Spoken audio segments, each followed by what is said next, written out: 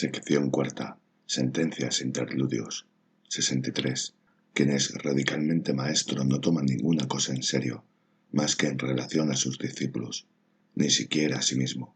64. El conocimiento por el conocimiento. Esa es la última trampa que la moral tiende. De ese modo volvemos a enredarnos completamente en ella. 65.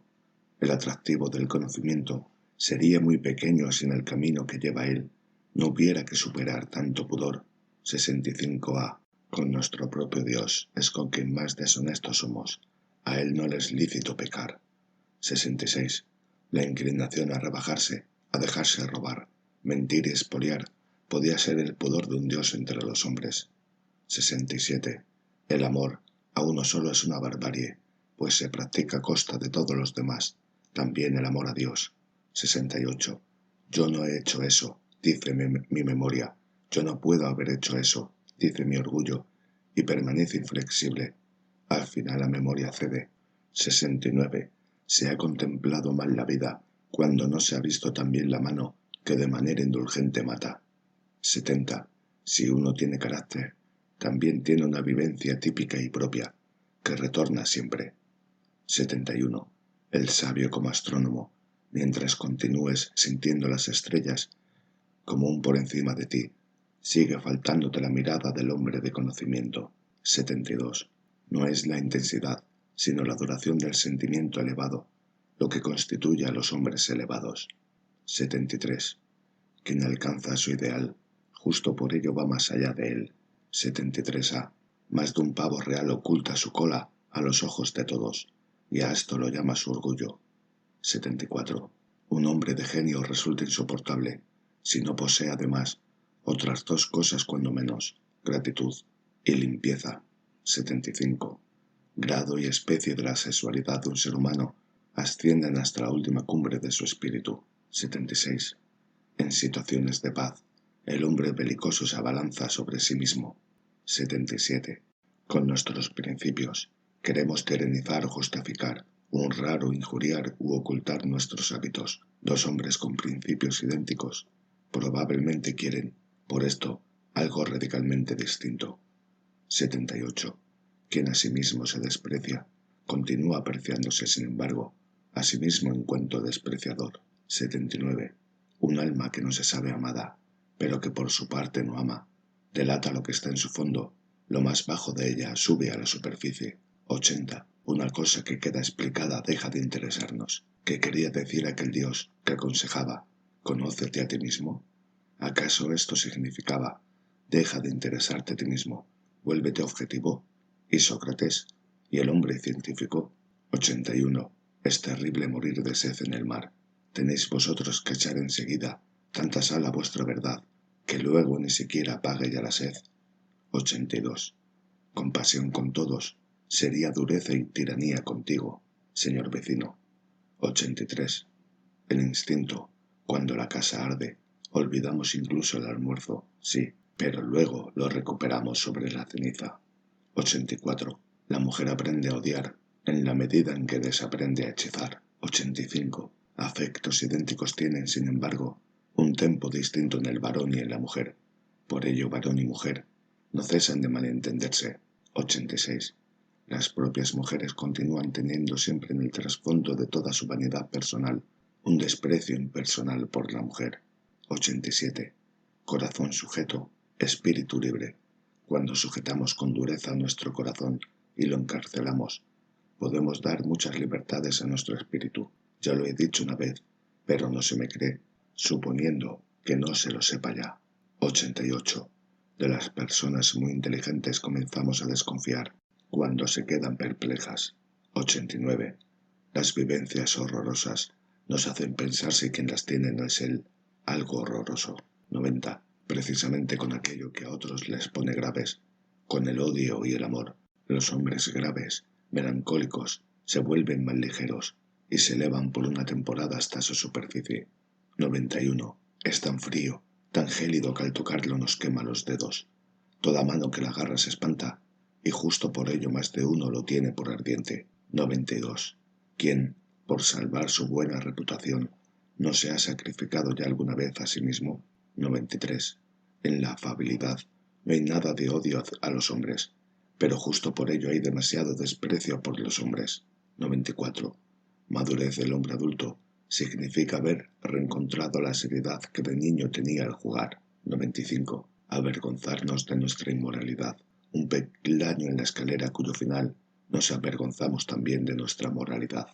96. Debemos separarnos de la vida como Ulises se separó de Náusica, bendiciéndola más bien que enamorado. 97. ¿Cómo? Un gran hombre. Yo veo siempre tan solo al comediante de su propio ideal. 98. Si amaestramos a nuestra conciencia, nos pesa a la vez que nos muerde. 99. Habla el desilusionado. Espero oír un eco y no oír más que alabanzas. 100.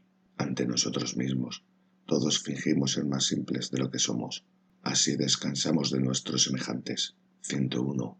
Hoy un hombre de conocimiento fácilmente se sentiría a sí mismo como animalización de Dios. 102.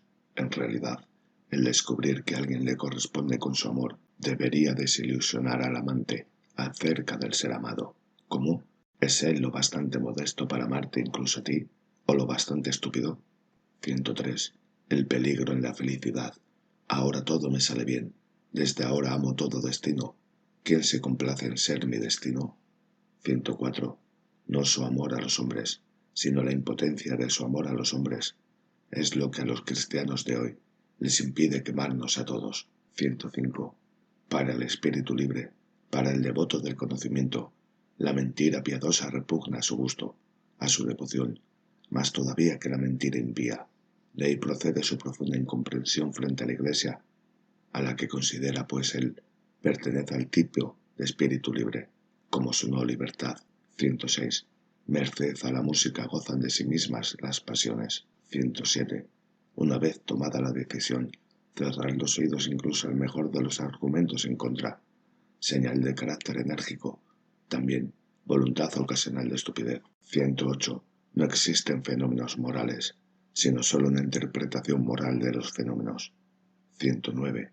Con bastante frecuencia el criminal no está a la altura de su acto, lo empequeñece y calumnia. 110. Los abogados de un criminal raras veces son lo bastante artistas como para volver en favor del reo lo que de hermosamente horrible hay en su acto. 111. Cuanto más difícil resulta ofender a nuestra vanidad, es cuando nuestro orgullo acaba de ser ofendido. 112. A que se siente predestinado a la contemplación y no a la fe. Todos los creyentes le resultan demasiado ruidosos e importunos. Se defiende de ellos. 113. ¿Quieres predisponer a alguien en favor de ti? Fíngete desconcertado ante él. 114. La inmensa expectación respecto al amor sexual y el pudor inherente a esa expectación échanles a perder de antemano a las mujeres todas las perspectivas. 115. Cuando en el juego no intervienen el amor o el odio, la mujer juega de manera mediocre. 16. 116.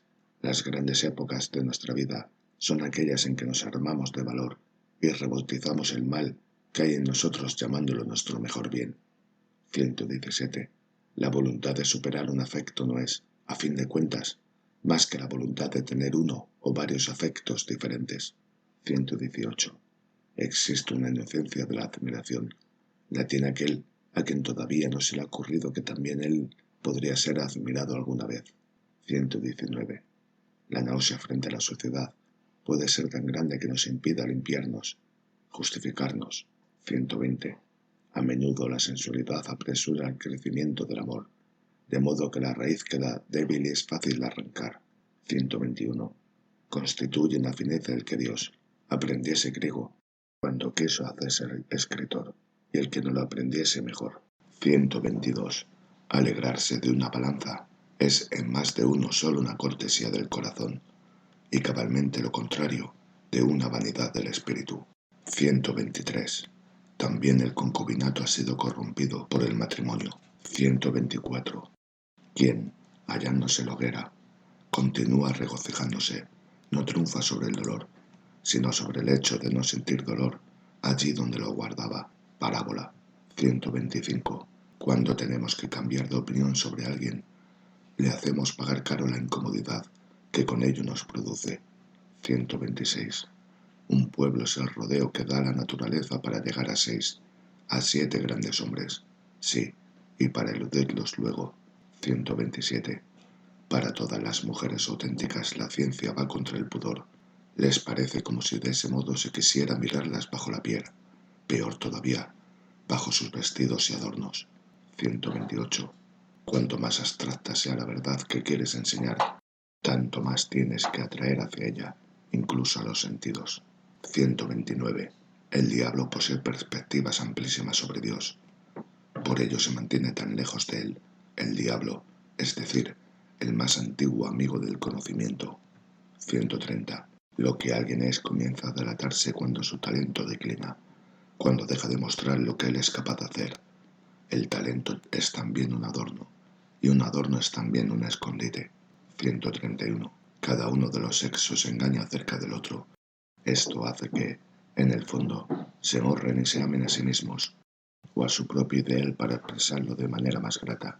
Así, el varón quiere pacífica a la mujer, pero cabalmente la mujer es por esencia no pacífica, lo mismo que el gato, aunque se haya ejercitado muy bien en ofrecer una apariencia de paz.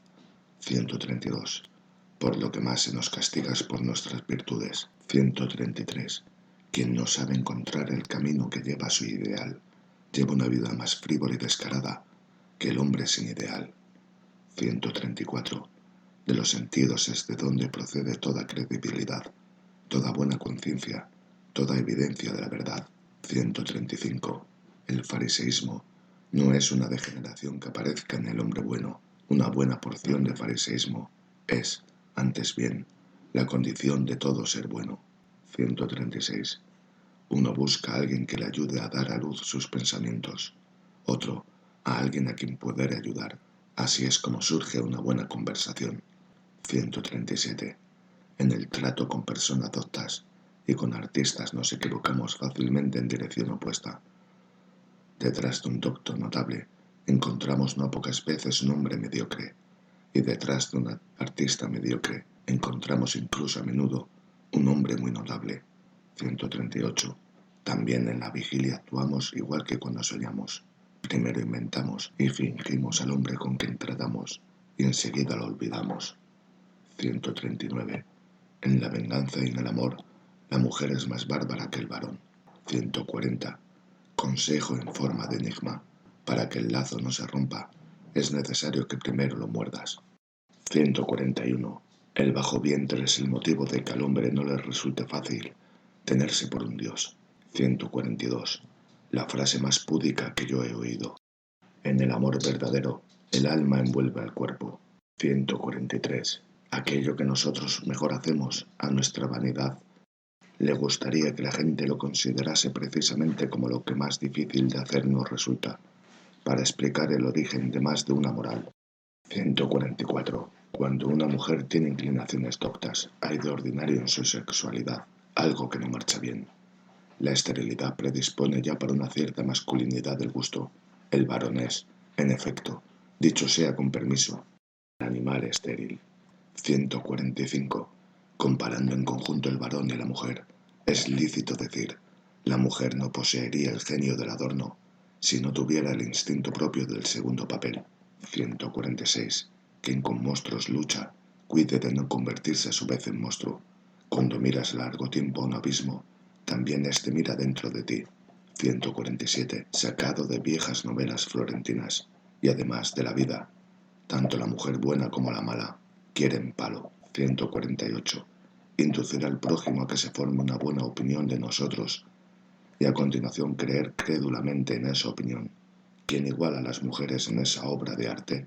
149. Lo que una época siente como malvado, de ordinario, una reacuñación intempestiva de lo que en otro tiempo fue sentido como bueno, el atavismo de un ideal más antiguo. 150. En torno al héroe, todo se convierte en tragedia, en torno al semidios, en drama satírico, y en torno a Dios. ¿Cómo? ¿Acaso el mundo? 151. Tener un talento no es suficiente, hay que tener también permiso vuestro para tenerlo. ¿No es así, amigos míos? 152. Donde se alza el árbol del conocimiento, allí está siempre el paraíso. Esto es lo que dicen las serpientes más viejas y las más jóvenes. 153. Lo que se hace por amor acontece siempre más allá del bien y del mal. 154.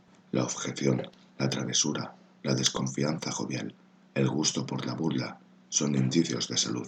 Todo lo incondicional pertenece a la patología. 155.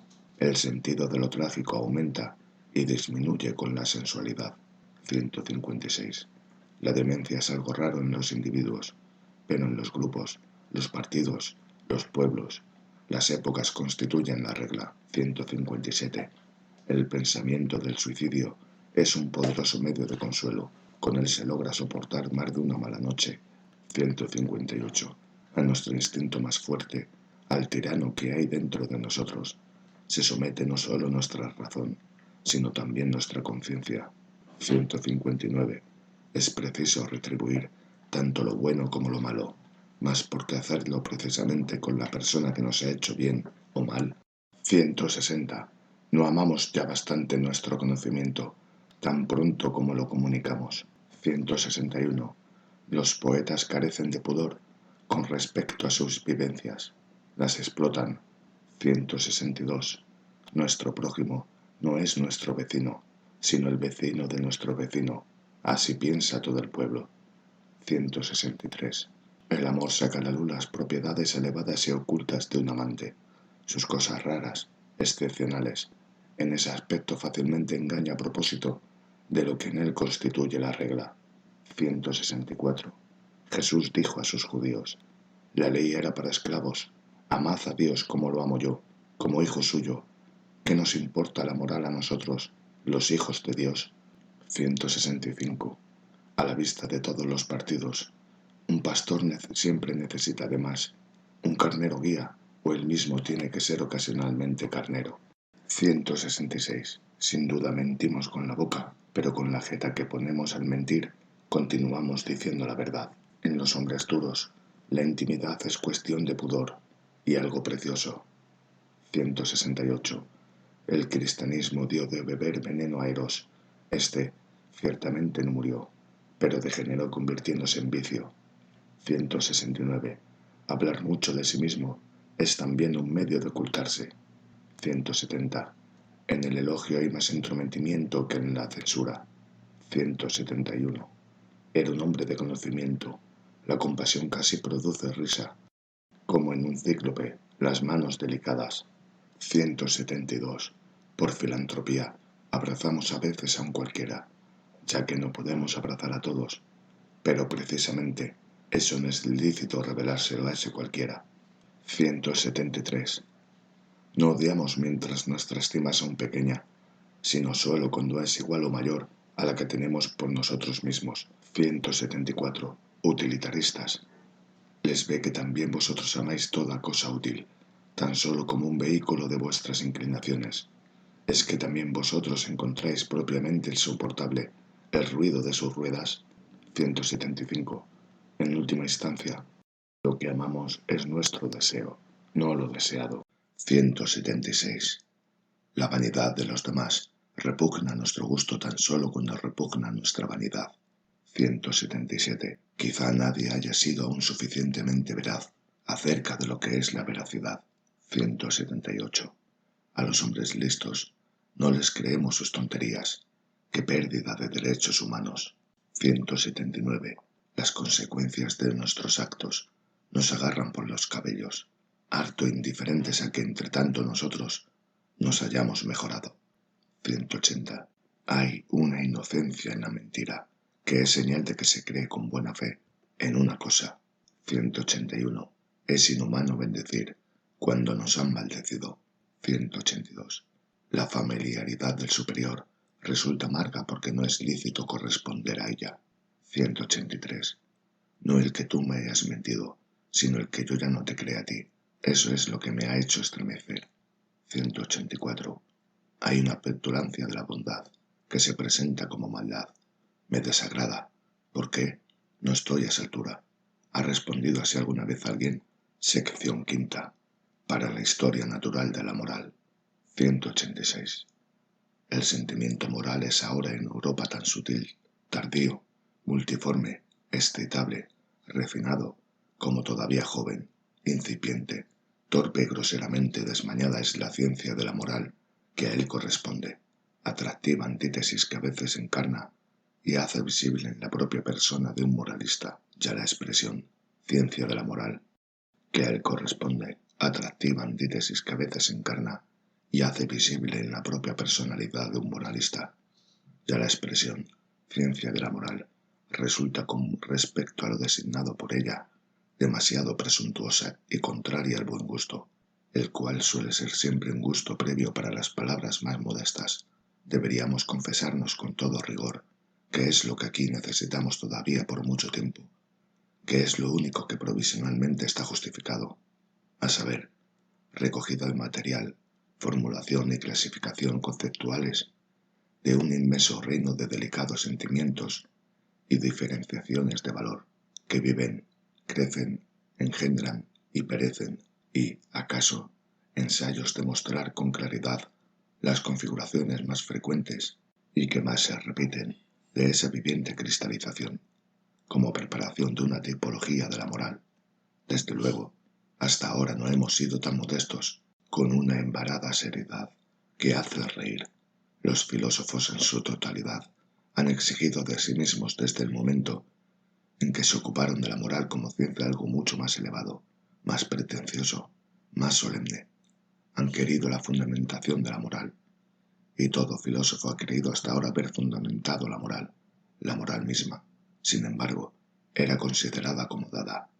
Qué lejos quedaba el torpe orgullo de tales filósofos, la tarea aparentemente insignificante y abandonada en el polvo y en el moho de una descripción, aunque para realizarla es difícil que pudieran resultar bastante finos, ni siquiera las manos y los sentidos más finos de todos, justo porque los filósofos de la moral no conocían los hechos morales más que de un modo grosero, en forma de un extracto arbitrario o de un compendio fortuito, por ejemplo, como moralidad de su ambiente, de su estamento, de su iglesia, de su espíritu de época, de su clima y de su región.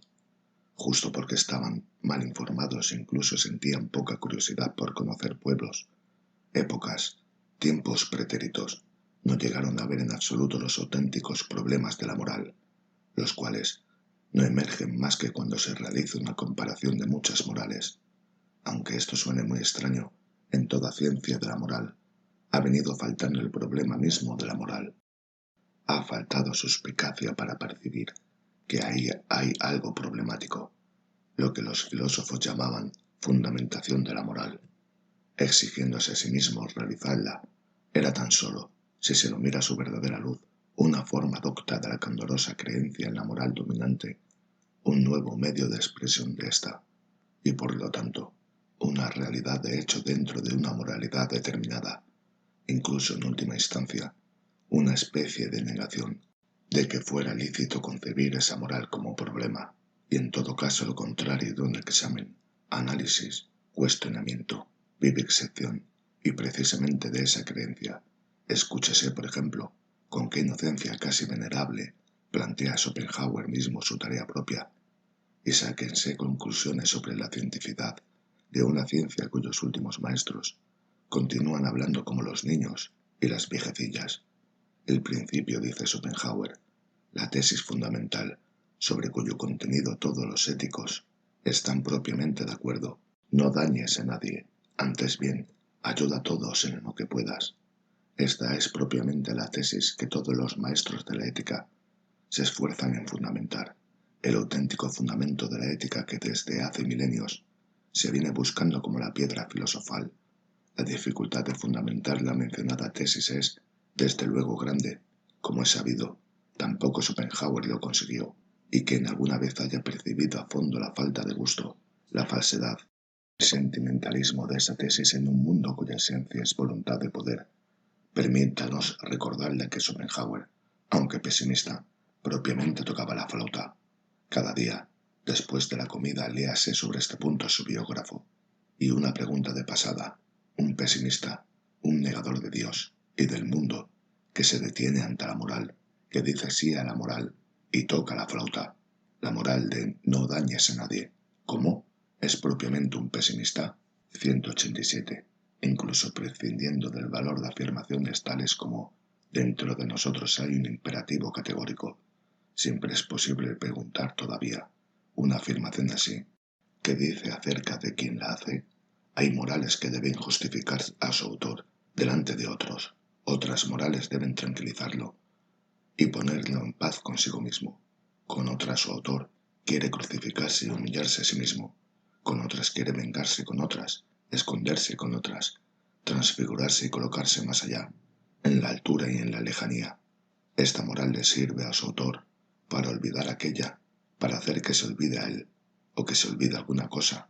Más de un moralista quisiera ejercer sobre la humanidad su poder y su capricho de creador. Otros, acaso precisamente también Kant, dan a entender con su moral lo que en mí es respetable es el hecho de que yo puedo obedecer, y en vosotros las cosas no deben ser diferentes que en mí. En una palabra, las morales no son más que una semiótica de los afectos. 188. En contraposición al dejar ir, toda moral es una tiranía contra la naturaleza, también contra la razón. Esto no constituye todavía, sin embargo, una objeción contra ella, pues rara vez esto habría que volver a decretar, sobre la base de alguna moral, que no está permitida ninguna especie de tiranía ni de sinrazón. Lo esencial e inestimable en toda moral consiste en que es una coacción prolongada. Para comprender el estoicismo, o Port Royal, o el puritanismo, recuérdese bajo qué coacción ha adquirido toda lengua, hasta ahora vigor y libertad. Bajo la coacción métrica, bajo la tiranía de la rima y del ritmo.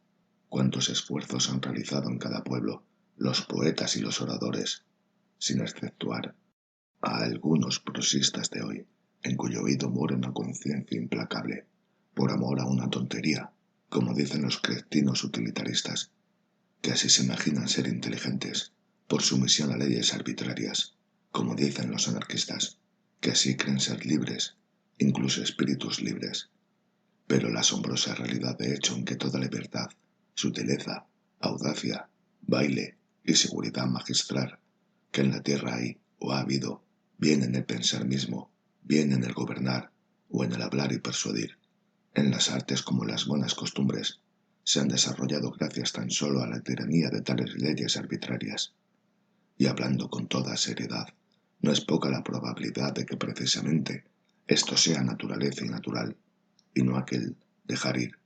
Todo artista sabe que su estado más natural, esto es, su libertad para ordenar, establecer, disponer, configurar en los instantes de inspiración, está muy lejos del sentimiento de dejarse ir, y que justo en tales instantes él obedece de modo muy riguroso y sutil a 1000 leyes diferentes, las cuales se burlan de toda la formulación realizada mediante conceptos, basándose para ello cabalmente en su dureza y en su precisión. Comparado con estas, incluso el concepto más estable tiene algo de fluctuante, multiforme, equívoco. Lo esencial en el cielo y en la tierra es, según parece, repitámoslo, el obedecer, durante mucho tiempo y en una única dirección. Con esto se obtiene y se ha obtenido siempre a la larga algo por lo cual merece la pena vivir en la tierra, por ejemplo, virtud, arte, música, baile, razón, espiritualidad, algo tan aspirador, refinado, loco y divino, la prolongada falta de libertad del espíritu, la desconfiada coacción en la comunicabilidad de los pensamientos, la disciplina que el pensador se imponía de pensar dentro de una regla eclesiástica o cortesana, bajo presupuestos aristotélicos, la prolongada voluntad espiritual de interpretar todo acontecimiento de acuerdo con un esquema cristiano y de volver a descubrir y justificar al Dios cristiano, incluso en todo azar, todo ese esfuerzo violento, arbitrario, duro, horrible, antirracional, ha mostrado ser el medio a través del cual fueron desarrollándose en el espíritu europeo su fortaleza, su despiadada curiosidad y su sutil movilidad, aunque admitamos que aquí tuvo asimismo que quedar oprimida, ahogada y corrompida una cantidad grande e irreemplazable de fuerza y de espíritu, pues aquí, como en todas partes, la naturaleza se muestra tal cual es, en toda su magnificencia pródiga e indiferente, la cual no subleva, pero es aristocrática. El que durante milenios los pensadores europeos pensasen únicamente para demostrar algo, hoy resulta sospechoso por el contrario, todo pensador que quiere demostrar algo, el que para ellos estuviera fijo desde siempre, aquello que debía salir como resultado de su reflexión más rigurosa, de modo parecido a como ocurría antiguamente, por ejemplo, en la astrología asiática, o a como sigue ocurriendo hoy en la candorosa interpretación moral cristiana de los acontecimientos más próximos y personales, para gloria de Dios y para la salvación del alma. Esta tiranía, esta arbitrariedad, esta rigurosa y grandiosa estupidez son las que han educado el espíritu. Al parecer, es la esclavitud entendida en sentido bastante grosero y asimismo en sentido bastante sutil, el medio indispensable también de la disciplina y la selección espirituales. Examínese toda moral en este aspecto. La naturaleza que hay en ella es lo que enseña a odiar, el laisser-aller, la libertad excesiva, y lo que implanta la necesidad de horizontes limitados, de tareas próximas, lo que enseña el estrechamiento de la perspectiva y por lo tanto, en cierto sentido, la estupidez, como condición de vida y de crecimiento. Tú debes obedecer a quien sea, y durante largo tiempo, de lo contrario, perecerás y perderás tu última estima de ti mismo. Este me parece ser el imperativo moral de la naturaleza, el cual, desde luego, ni es categórico como exigía de él el viejo Kant. De ahí él, de lo contrario, ni se dirige al individuo, que le importa a ella, el individuo, sino a pueblos, razas, épocas, estamentos y, ante todo, al entero animal hombre, a el hombre. 189. Las razas laboriosas encuentran una gran molestia en su portal de ociosidad. Fue una obra maestra del instinto inglés el santificar y volver aburrido el domingo, hasta tal punto que el inglés vuelve a anhelar sin darse cuenta sus días de semana y de trabajo, como una especie de ayuno inteligentemente inventado, ininteligentemente intercalado, del cual pueden verse numerosos ejemplos también en el mundo antiguo, si bien no precisamente con vistas al trabajo, como es obvio en pueblos meridionales. Es necesario que haya ayunos de múltiples especies, y en todas partes donde dominan instintos y hábitos poderosos, los legisladores deben procurar intercalar días en los que de tal instinto quede encadenado y aprenda a sentir hambre de nuevo.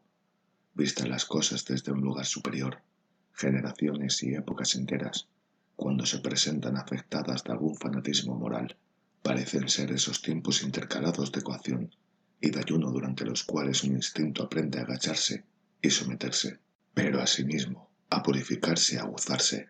También algunas sectas filosóficas, por ejemplo la Estoa, en medio de la cultura helenística de su atmósfera, una atmósfera que estaba sobrecargada de perfumes afrodisíacos y que se había vuelto voluptuosa, permiten semejante interpretación.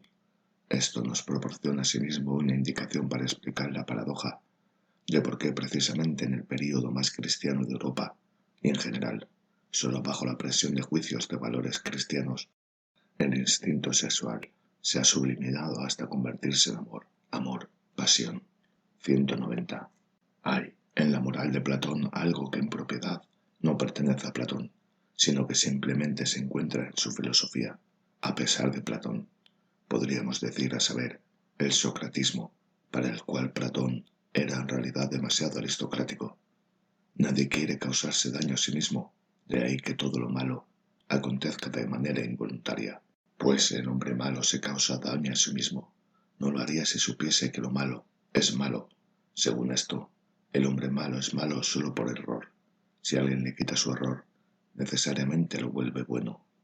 Este modo de razonar huele a plebe, la cual no ve en el obrar más que las consecuencias penosas y propiamente juzga que es estúpido obrar mal, mientras que considera sin más que las palabras bueno y útil y agradable tienen un significado idéntico. En todo utilitarismo de la moral es lícito conjeturar de antemano ese mismo origen y hacer caso a nuestra nariz. Rara vez nos equivocaremos. Platón hizo todo lo posible por introducir algo sutil y aristocrático en la interpretación de la tesis de sus maestros. Introducirse sobre todo a sí mismo, él, el más temerario de todos los intérpretes, que tomó de la calle a Sócrates entero, tan solo como un tema popular y una canción del pueblo, con el fin de hacer sobre él valoraciones infinitas e imposibles, a saber, prestándole todas sus máscaras y complejidades propias, hablando en broma, y además, a la manera homérica, que otra cosa es el Sócrates platónico, sino Platón por delante, Platón por detrás y en medio la quimera. 191. El viejo problema teológico de creer y saber, o, dicho más claramente, de instinto y razón, es decir, la cuestión de sí, en lo que respecta a la apreciación del valor de las cosas. El instinto merece más autoridad que la racionalidad, la cual quiere que se valore y se actúe por unas razones, por un porqué, o sea, por una conveniencia y utilidad. Continúa siendo aquel mismo viejo problema de la moral que apareció por vez primera en la persona de Sócrates, y que ya mucho antes del cristianismo escindió los espíritus. Sócrates mismo ciertamente había comenzado oponiéndose con el gusto de su talento, el gusto de un dialéctico superior, de parte de la razón, y en verdad, que otra cosa hizo durante toda su vida más que reírse de la torpe incapacidad de sus aristocráticos atenienses, los cuales eran hombres distintos, como todos los aristócratas, y nunca podían dar suficiente cuenta de las razones de su obrar. Sin embargo, en definitiva Sócrates se reía también en silencio y en secreto de sí mismo, ante su conciencia más sutil, y ante su fuero interno encontraba en sí idéntica dificultad e idéntica incapacidad, para que, decíase, liberarse por lo tanto de los instintos. Hay que ayudarles a ellos y también a la razón a ejercer sus derechos. Hay que seguir a los instintos, pero hay que persuadir a la razón a que acuda luego en su ayuda con buenos argumentos.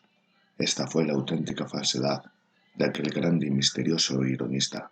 Logró que su conciencia se diese por satisfecha con una especie de autoengaño. En el fondo, se había percatado del elemento irracional existente en el juicio moral. Platón, más inocente en tales asuntos y desprovisto de la picardía del plebeyo, quiso demostrarse a sí mismo empleando toda su fuerza, la fuerza más grande que hasta ahora hubo de emplear un filósofo. ¿Qué razón e instinto tienden de por sí a una única meta, al bien, a Dios? Y desde Platón, todos los teólogos y filósofos siguen la misma senda, es decir, en cosas de moral han vencido hasta ahora el instinto o la fe, como le llaman los cristianos, o el rebaño, como lo llamo yo. Habría que excluir a Descartes, padre del racionalismo y en consecuencia abuelo de la revolución, que reconoció autoridad únicamente a la razón, pero esto no es más que un instrumento y Descartes era superficial. 192. 192. Quien ha seguido la historia de una ciencia particular encuentra en su desarrollo un hilo conductor para comprender los procesos más antiguos y más comunes de todo saber y conocer. En uno y otro caso, lo primero que se ha desarrollado han sido las hipótesis precipitadas, las fabulaciones, la buena y estúpida voluntad de creer, la falta de desconfianza y de paciencia. Nuestros sentidos aprenden muy tarde, y nunca del todo, a ser órganos de conocimientos sutiles, fieles, cautelosos. A nuestros ojos les resulta más cómodo volver a producir, en una ocasión dada, una imagen producida, ya a menudo que retener dentro de sí los elementos divergentes y nuevos de una impresión. Esto exige más fuerza, más moralidad. Al oído le resulta penoso y difícil oír algo nuevo. Una música extraña lo oímos mal. Al oír otro idioma intentamos involuntariamente dar a los sonidos escuchados la forma de palabras que tienen para nosotros un sonido más familiar y doméstico. Así, por ejemplo, el alemán se formó en otro tiempo del arcubalista, oído por él, la palabra ballesta. Lo nuevo encuentra hostiles y mal dispuestos también a nuestros sentidos, y en general, ya en los procesos más simples de la sensualidad dominan afectos tales como temor, amor, odio, incluidos los afectos pasivos de la pereza. Así como hoy un lector no lee en su totalidad cada una de las palabras, y mucho menos cada una de las sílabas de una página. Antes bien, de 20 palabras extrae al azar unas 5 y adivina el sentido que presumiblemente corresponde a esas 5 palabras. Así tampoco nosotros vemos un árbol de manera rigurosa y total en lo que respecta a sus hojas, ramas, color, figura, Nos resulta mucho más fácil fantasear una aproximación del árbol. Continuamos actuando así en medio de las vivencias más extrañas. La mayor parte de la vivencia nos la imaginamos con la fantasía, y resulta difícil forzarnos a no contemplar cualquier proceso como inventores.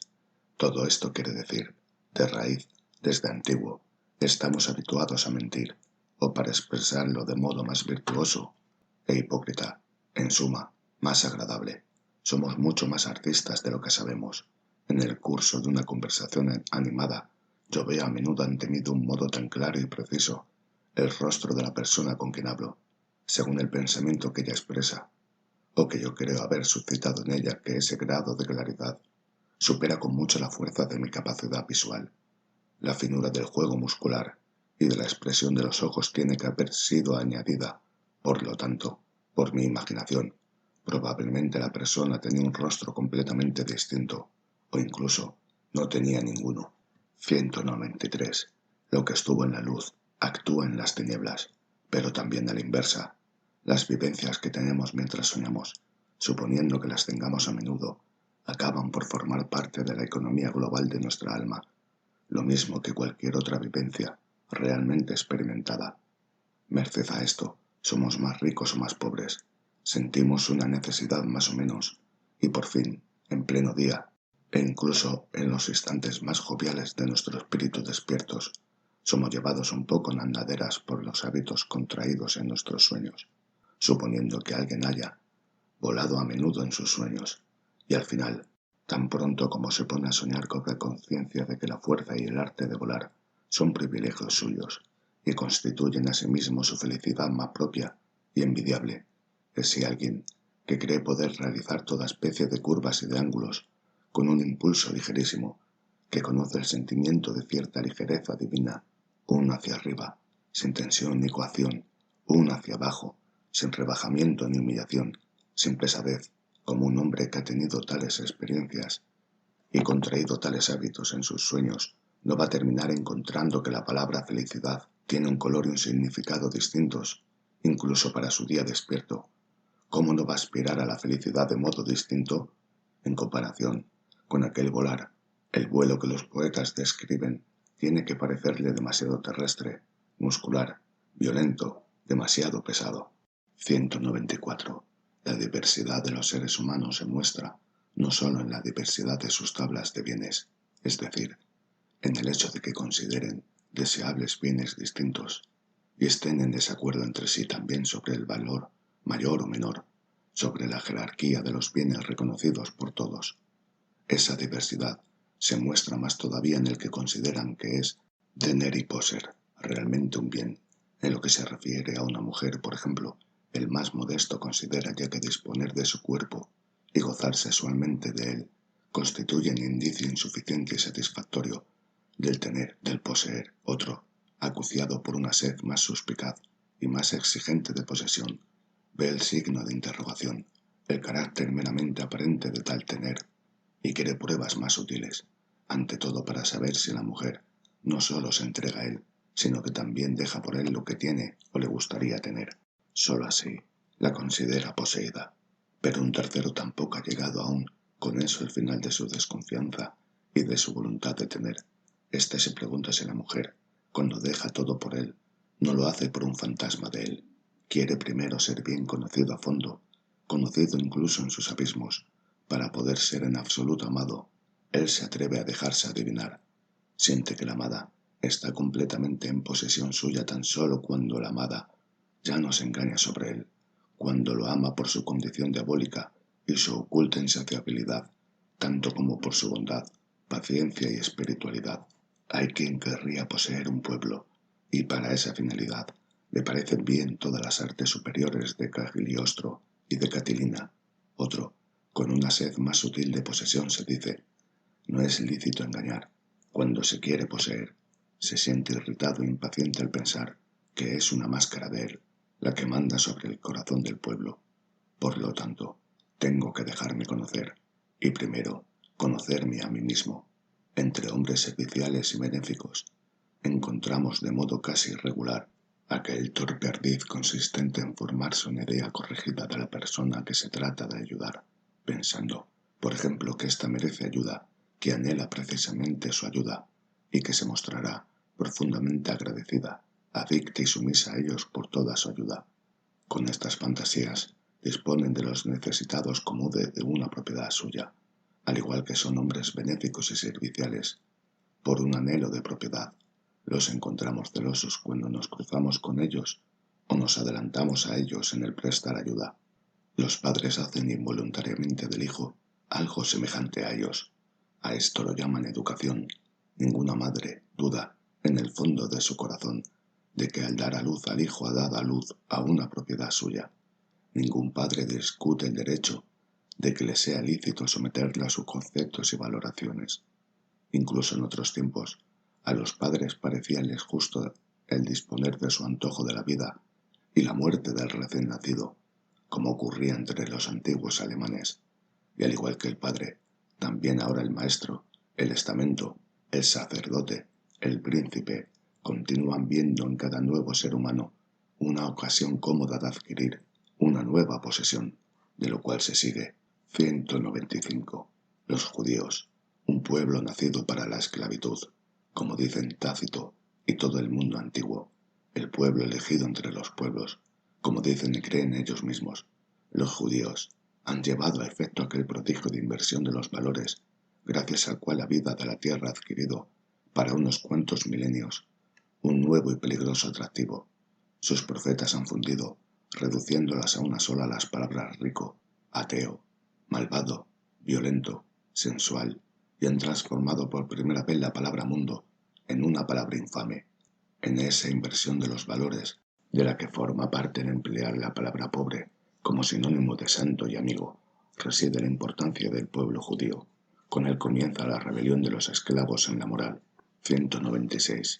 Hay al lado del sol innumerables cuerpos oscuros que hemos de inferir, aquellos que no veremos nunca, esto es, dicho entre nosotros un símil, y un psicólogo de la moral lee la escritura entera de las estrellas, tan solo como un lenguaje de símiles y de signos que permite silenciar muchas cosas. 197.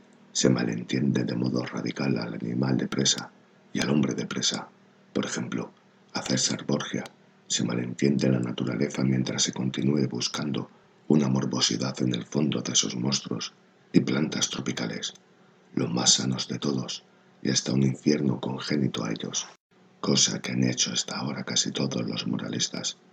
¿No parece como que hay en estos un odio contra la selva virgen y contra los trópicos, y que el hombre tropical tiene que ser desacreditado a cualquier precio, presentándolo bien como enfermedad y degeneración del hombre, bien como infierno, autosuplicio propio, porque, a favor de las zonas templadas, a favor de los hombres templados, de los moralistas, de los mediocres, esto para el capítulo moral como forma de miedo. 198. Todas esas morales que se dirigen a la persona individual para procurarle su felicidad, según se dice, que otra cosa son que propuestas de comportamiento en relación con el grado de peligrosidad en que la persona individual vive a causa de sí misma, recetas contra sus pasiones, sus inclinaciones buenas y malas, dado que éstas tienen voluntad de poder y quisieran desempeñar el papel de señor, ardides y artificios pequeños y grandes que desprenden el olor rancio, olor propio de viejos remedios caseros y de una sabiduría de viejas, todas ellas barrocas e irracionales en la forma, porque se dirigen a todos, porque generalizan donde no es lícito generalizar, todas ellas hablando en un tono incondicional, tomándose a sí mismas como algo incondicional, todas ellas condimentadas, no sólo con un único grano de sal, antes bien tolerables y a veces hasta seductoras, sólo cuando aprenden a oler a algo intelectualmente considerado.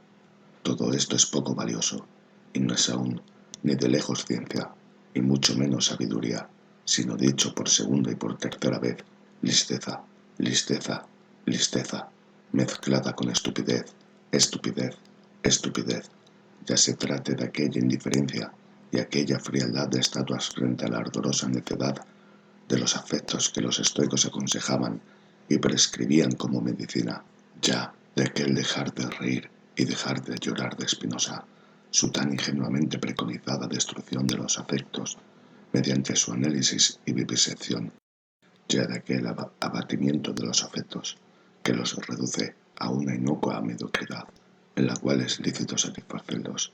El aristotelismo de la moral, ya incluso de la moral entendida como goce de los afectos, pero intencionadamente atenuados y espiritualizados por medio del símbolo del arte, entendida por ejemplo como música, o como amor a Dios, o como amor a los hombres por amor a Dios, pues en la religión las pasiones vuelven a tener derecho de ciudadanía, suponiendo que ya se trate finalmente incluso de aquella condescendiente y traviesa entrega a los afectos enseñada por Afis y por Goethe, de aquel audaz dejar sueltas las riendas, de aquella corporal espiritual licencia de las costumbres, en el caso excepcional de estrafalarios y borrachos viejos y sabios, en los cuales representa ya poco peligro. Todo esto para el capítulo moral como forma de miedo. 199. Dado que, desde que hay hombres, ha habido también en todos los tiempos rebaños humanos, agrupaciones familiares, comunidades, estirpes, pueblos, estados, iglesias, y que siempre los que han obedecido han sido muchísimos en relación con el pequeño número de los que han mandado, teniendo en cuenta, por lo tanto, que la obediencia ha sido hasta ahora la cosa mejor y más prolongadamente ensayada y cultivada entre los hombres. Es lícito presuponer en justicia que, hablando en general, cada uno lleva ahora innata en sí la necesidad de obedecer, cual una especie de conciencia formal que ordena, se trate de lo que se trate, debes hacerlo incondicionalmente o abstenerte de ello incondicionalmente. En pocas palabras, tú debes. Esta necesidad, sentida por el hombre, intenta saturarse y llenar su forma con un contenido. En esto, de acuerdo con su fortaleza, su impaciencia y su tensión, esta necesidad actúa de manera poco selectiva, como un apetito grosero, y acepta lo que le grita al oído cualquiera de los que mandan: padres, maestros, leyes, prejuicios estamentales, opiniones públicas, la extraña limitación del desarrollo humano, el carácter indeciso, lento, a menudo regresivo y tortuoso de ese desarrollo descansa en el hecho de que el instinto gregario de obediencia es lo que mejor se hereda, a costa del arte de mandar. Si imaginamos ese instinto llevado hasta sus últimas aberraciones, al final faltarán hombres que manden y que sean independientes, o estos sufrirán interiormente de mala conciencia y tendrán necesidad para poder mandar de simularse a sí mismos un engaño, a saber, el de que también ellos se limitan a obedecer. Esta es la situación que hoy se da de hecho en Europa. Yo lo llamo hipocresía moral de los que mandan. No saben protegerse contra su mala conciencia, más que adoptando el aire de ser ejecutores de órdenes más antiguas o más elevadas, de los antepasados, de la Constitución, del derecho, de las leyes o hasta de Dios, o incluso tomando un préstamo más y más gregarias al modo de pensar gregario, presentándose, por ejemplo, como los primeros servidores de su pueblo o como instrumentos del bien común.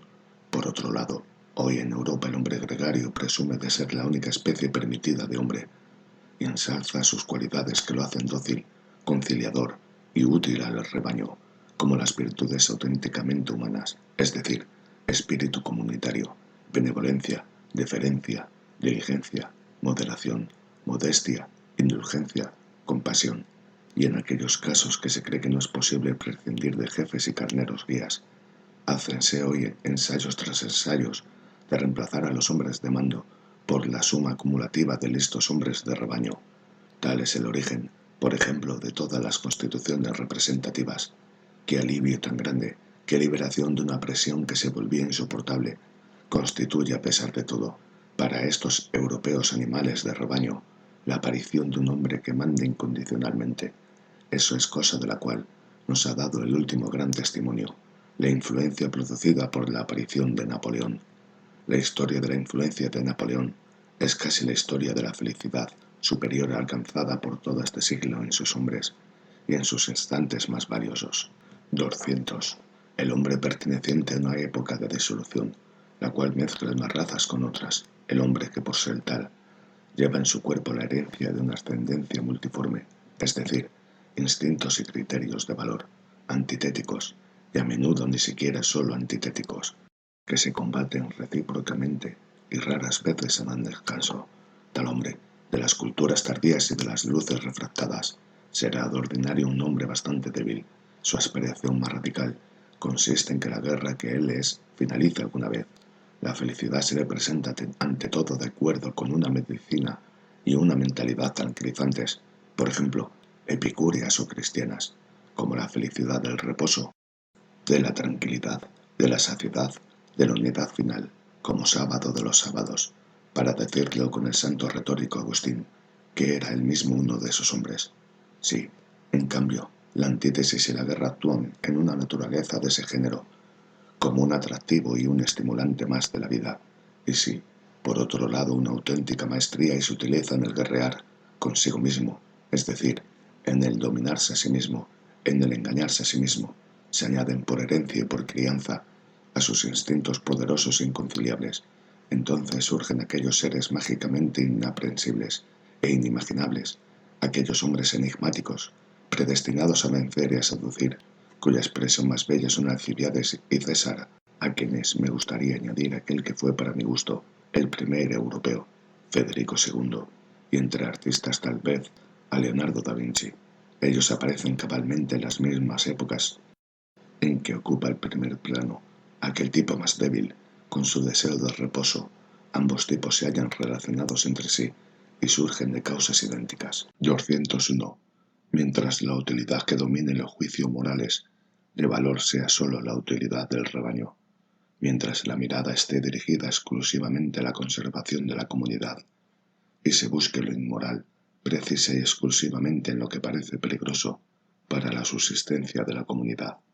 Mientras esto ocurra, no puede haber todavía una moral del amor al prójimo, aun suponiendo que aquí exista también ya un pequeño y constante ejercicio del respeto, de la compasión, de la equidad, de la dulzura, de la reciprocidad en el prestar auxilio, aun suponiendo que en ese estado de la sociedad actúen ya todos aquellos instintos a los que más tarde se les da el honroso nombre de virtudes y que, al final, casi coinciden con el concepto de moralidad.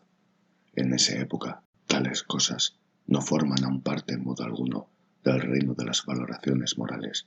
Todavía son extramorales.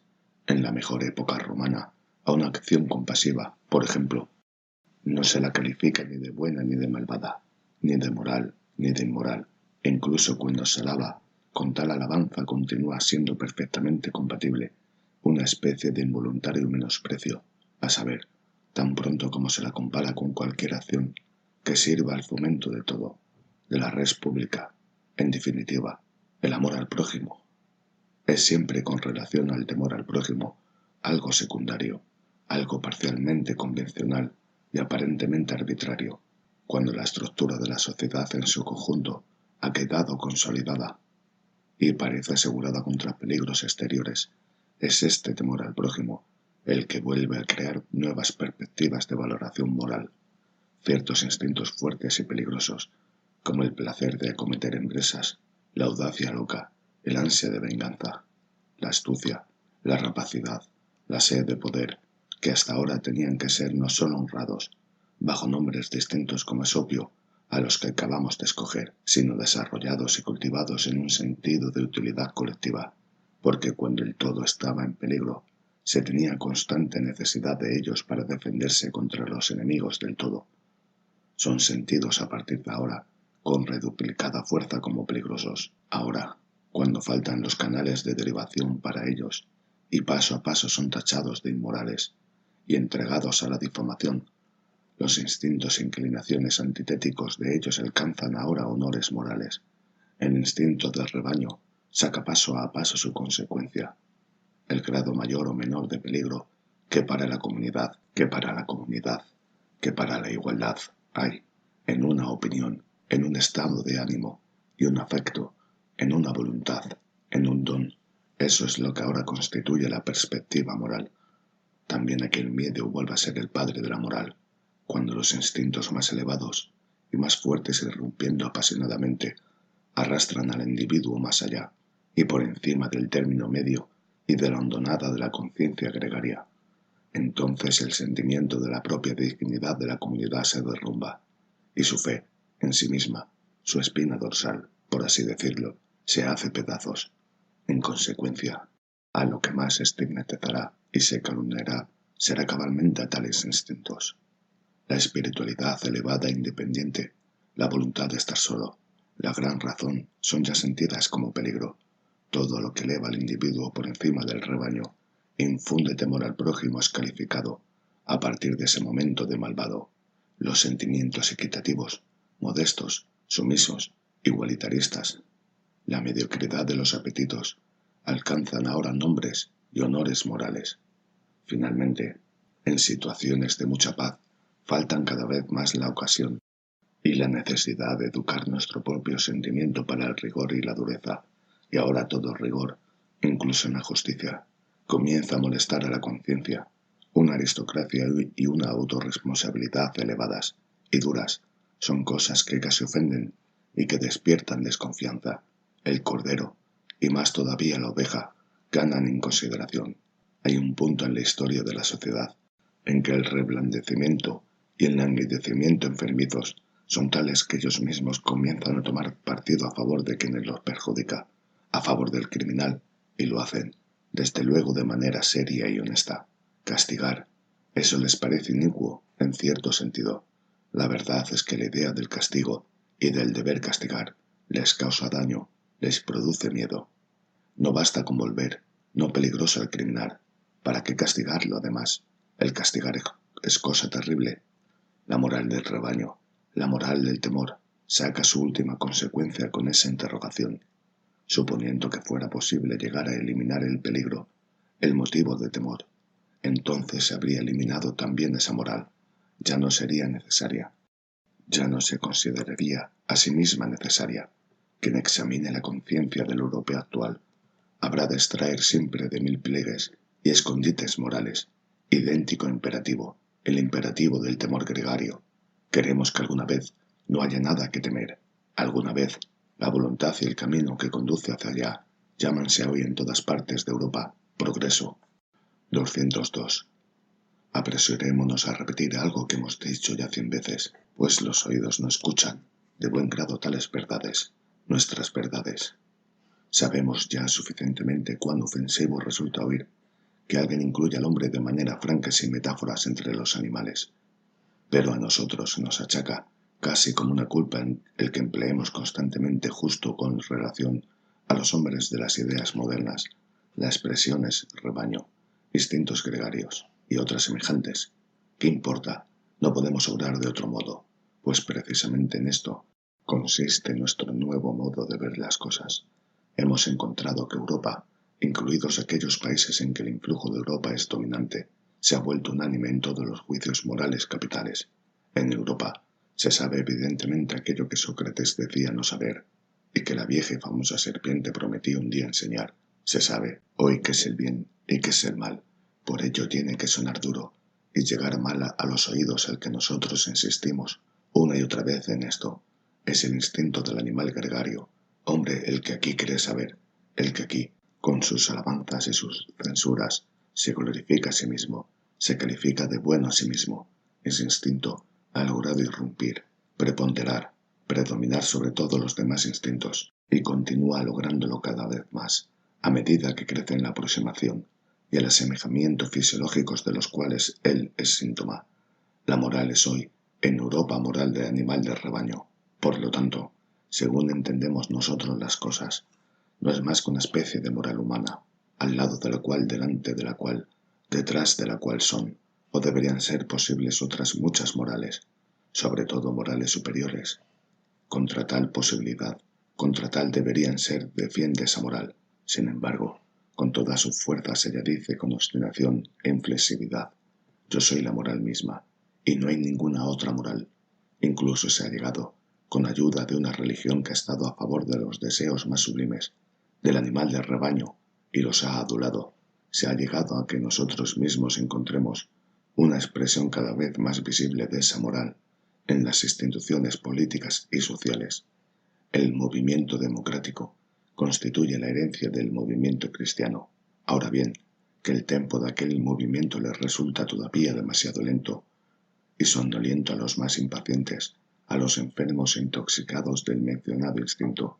Atestiguanlo los aullidos cada vez más furiosos, los rechinamientos de dientes cada vez menos disimulados de los perros anarquistas que ahora rondan por las calles de la cultura europea, en antítesis aparentemente a los tranquilos y laboriosos demócratas e ideólogos de la revolución, y más todavía a los filosofastros cretinos y los ilusos de la fraternidad, que se llaman a sí mismos socialistas y quieren la sociedad libre, pero que en cada verdad coinciden con todos aquellos en su hostilidad radical e instintiva a toda forma de sociedad diferente a la del rebaño autónomo, hasta llegan a rechazar incluso los conceptos de señor y de siervo, ni Dios, ni amo, dice una fórmula socialista. Coinciden en la tenaz resistencia contra toda pretensión especial, contra todo derecho especial y todo privilegio, y esto significa, en última instancia, contra todo derecho, pues cuando todos son iguales, ya nadie necesita derechos.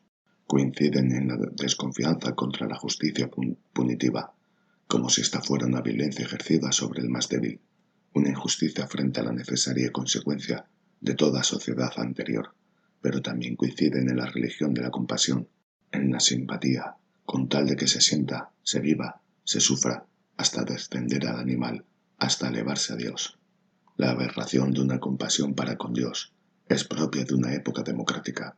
Coinciden todos ellos en el clamor y en la impaciencia de la compasión, en el odio mortal al sufrimiento en cuanto tal, en la incapacidad casi femenina para poder presenciarlo como espectador, para poder hacer sufrir. Coinciden en el ensombrecimiento y reblandecimiento involuntarios, bajo cuyo hechizo aparece amenazada a Europa por un nuevo budismo. Coinciden en la creencia, en la moral de la compasión comunitaria, como si esta fuera la moral en sí, la cima, la alcanzada cima del hombre, la única esperanza del futuro, el consuelo de los hombres de hoy, la gran redención de toda culpa de otro tiempo. Coinciden todos ellos en la creencia de que la comunidad es la redentora, por lo tanto, en la fe en el rebaño, en la fe en sí mismos. 203. Nosotros, los que somos de otra fe, nosotros, los que consideramos el movimiento democrático no meramente como una forma de decadencia de la organización política, sino como forma de decadencia, esto es, de empequeñecimiento del hombre como su mediocrización y como su rebajamiento de valor. ¿A dónde tendremos que acudir nosotros con nuestras esperanzas? A nuevos filósofos. No queda otra elección. A espíritus suficientemente fuertes y originarios como para empujar hacia valoraciones contrapuestas y para transvalorar, para invertir valores eternos, a precursores, a hombres del futuro, que aten en el presente la coacción y el nudo que coaccionen a la voluntad de milenios a seguir nuevas vías, para enseñar al hombre que el futuro del hombre es voluntad suya, que depende de la voluntad humana, y para preparar grandes riesgos ensayos globales de disciplina y selección destinados a acabar con aquel horrible dominio del absurdo y del azar que hasta ahora se ha llamado historia. El absurdo del número máximo es tan solo su última forma.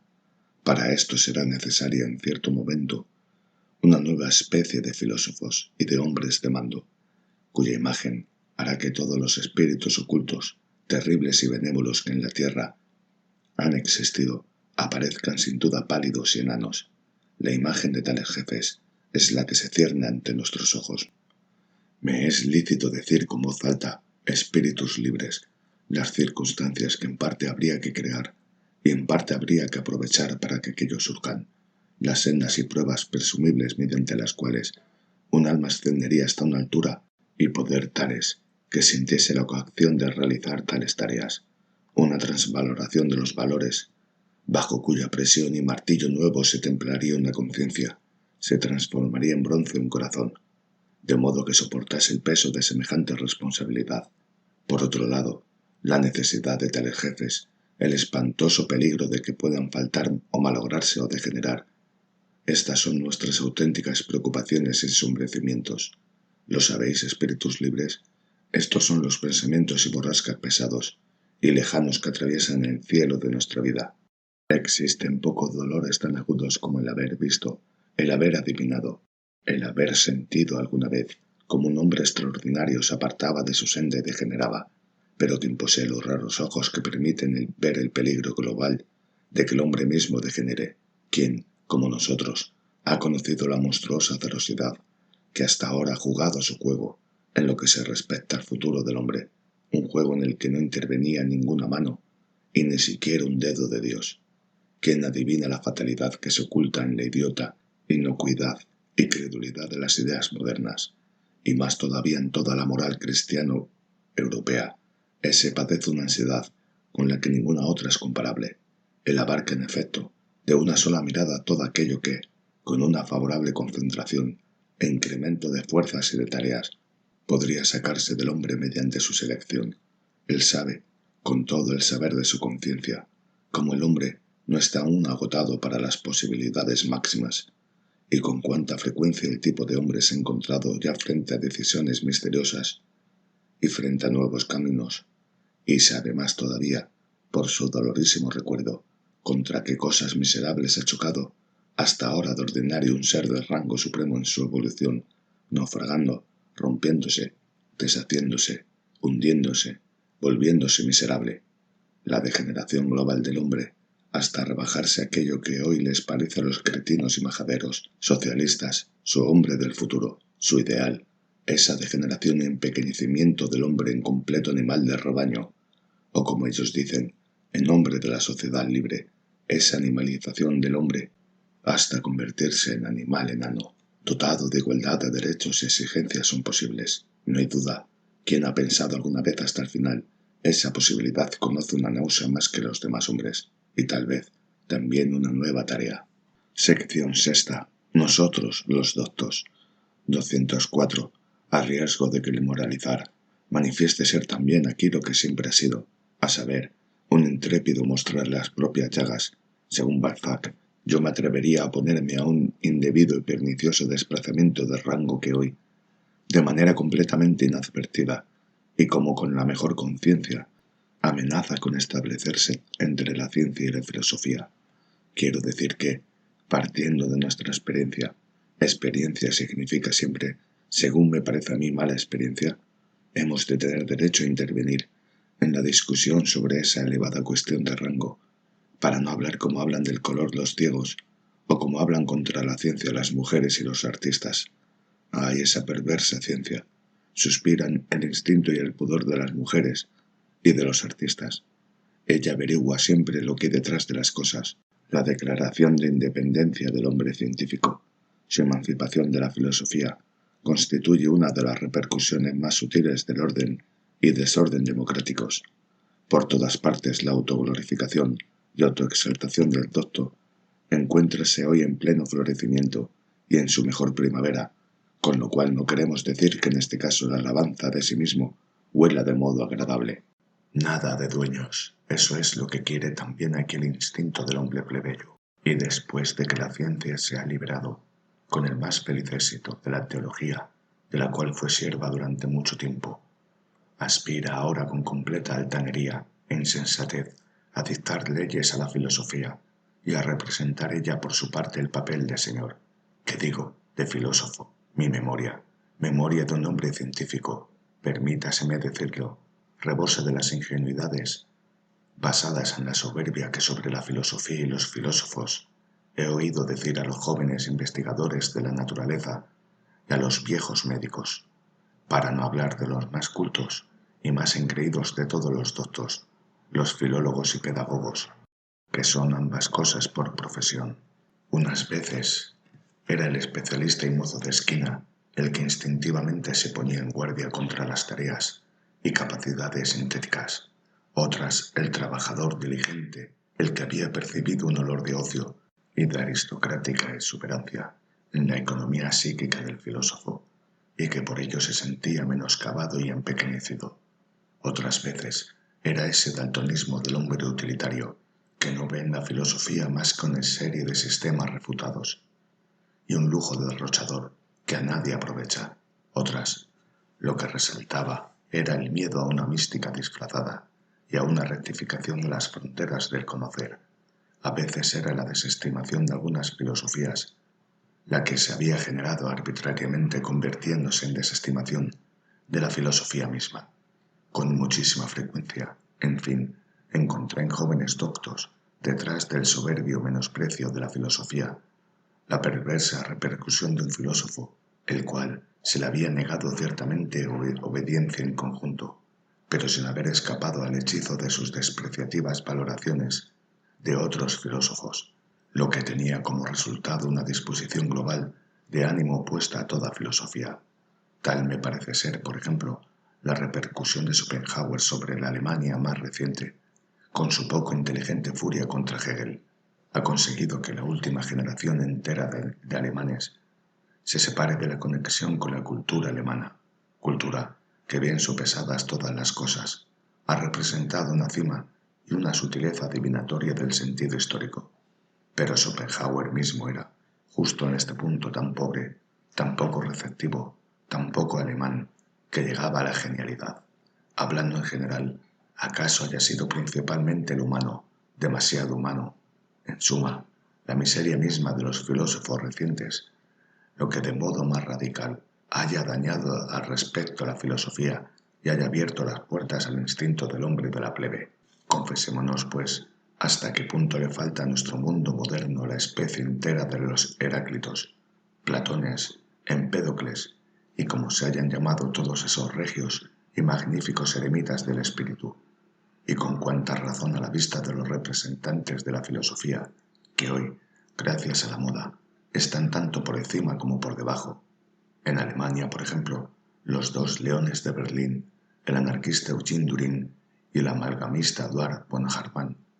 Es lícito a un honesto hombre de ciencia sentirse de una especie y una ascendencia mejores.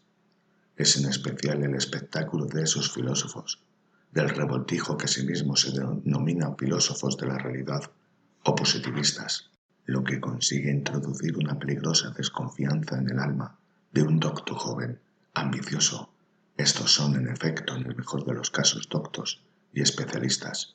Eso se palpa. Estos son, en efecto, todos ellos, hombres vencidos y sometidos de nuevo al dominio de la ciencia, que alguna vez han querido de sí algo más, sin tener derecho a ese más y a la responsabilidad de ese más, y que ahora, honorables, furiosos, vengativos, representan con sus palabras y sus hechos la falta de fe en la tarea señorial y en la soberanía de la filosofía. En fin, como podría ser de otro modo, hoy la ciencia florece y muestra en su rostro con abundancia la buena conciencia, mientras que aquello lo que ha venido a parar poco a poco toda filosofía alemana reciente, ese residuo de filosofía, de hoy suscita contra sí desconfianza y fastidio, cuando no burla y compasión. La filosofía, reducida a teoría del conocimiento, y que ya no es de hecho más que una tímida, epogística doctrina de la abstinencia, una filosofía que no llega más que hasta el umbral y que se prohíbe escrupulosamente el derecho a entrar. Esa es una filosofía que está en las últimas, un final, una agonía, algo que produce compasión. ¿Cómo podría semejante filosofía dominar? 205. Los peligros que amenazan el desarrollo del filósofo son hoy, en verdad, tan múltiples que se dudaría de que ese fruto pueda llegar en absoluto a madurar. La extensión de las ciencias, la torre construida por ellas, han crecido de modo gigantesco, con lo cual ha aumentado también la probabilidad de que el filósofo se canse ya mientras aprende, o se deje retener en un lugar cualquiera y especializarse, de modo que no llegue ya en absoluto hasta su altura, es decir, que no tenga una mirada desde arriba a la redonda hacia abajo, o que llegue arriba demasiado tarde, cuando ya su mejor época y su mejor fuerza han pasado, o que llegue dañado, embrutecido, degenerado, de modo que su mirada, su juicio global de valor signifiquen ya poco. ¿Acaso sea precisamente la finura de su conciencia intelectual lo que le haga dudar en el camino y retrasarse? Tiene miedo de la seducción, que lo incita a convertirse en diletante, en 100 pies y en 100 tentáculos. Sabe demasiado que quien se ha perdido el respeto a sí mismo no es ya, tampoco en cuanto hombre de conocimiento, el que manda, el que guía. Tendría, pues, que querer convertirse en el gran comediante, en el cagliostro y cazarratas filósofo de los espíritus, en suma, un seductor.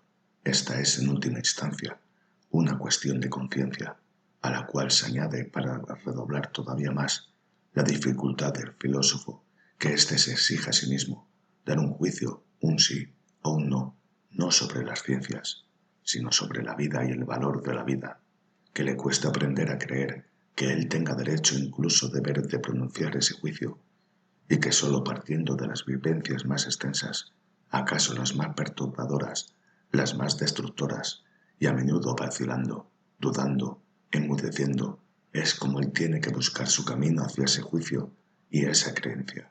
De hecho, durante largo tiempo la multitud no ha comprendido al filósofo y lo ha confundido con otros, bien con el hombre científico y con el docto ideal, bien con el iluso y ebrio de Dios, religiosamente elevado, desensualizado, desmundanizado, y cuando hoy oímos que se alaba a alguien diciendo que vive sabiamente, o como un filósofo, eso no significa casi nada más que vive de modo inteligente y apartado.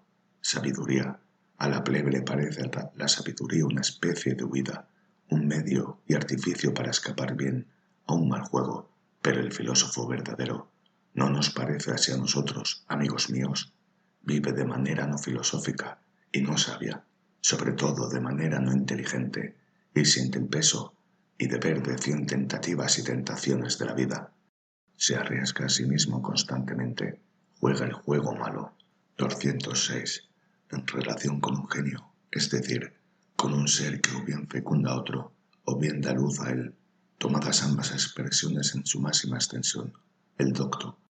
El hombre de ciencia medio tiene siempre algo de solterona, pues, como ésta, no entiende nada de las dos opciones más valiosas del ser humano. De hecho, ambos, adoctos y solteronas, a modo de indemnización, por así decirlo, se les reconoce respetabilidad. Se subraya en estos casos la respetabilidad y la forzosidad de ese reconocimiento proporciona idéntica dosis de fastidio.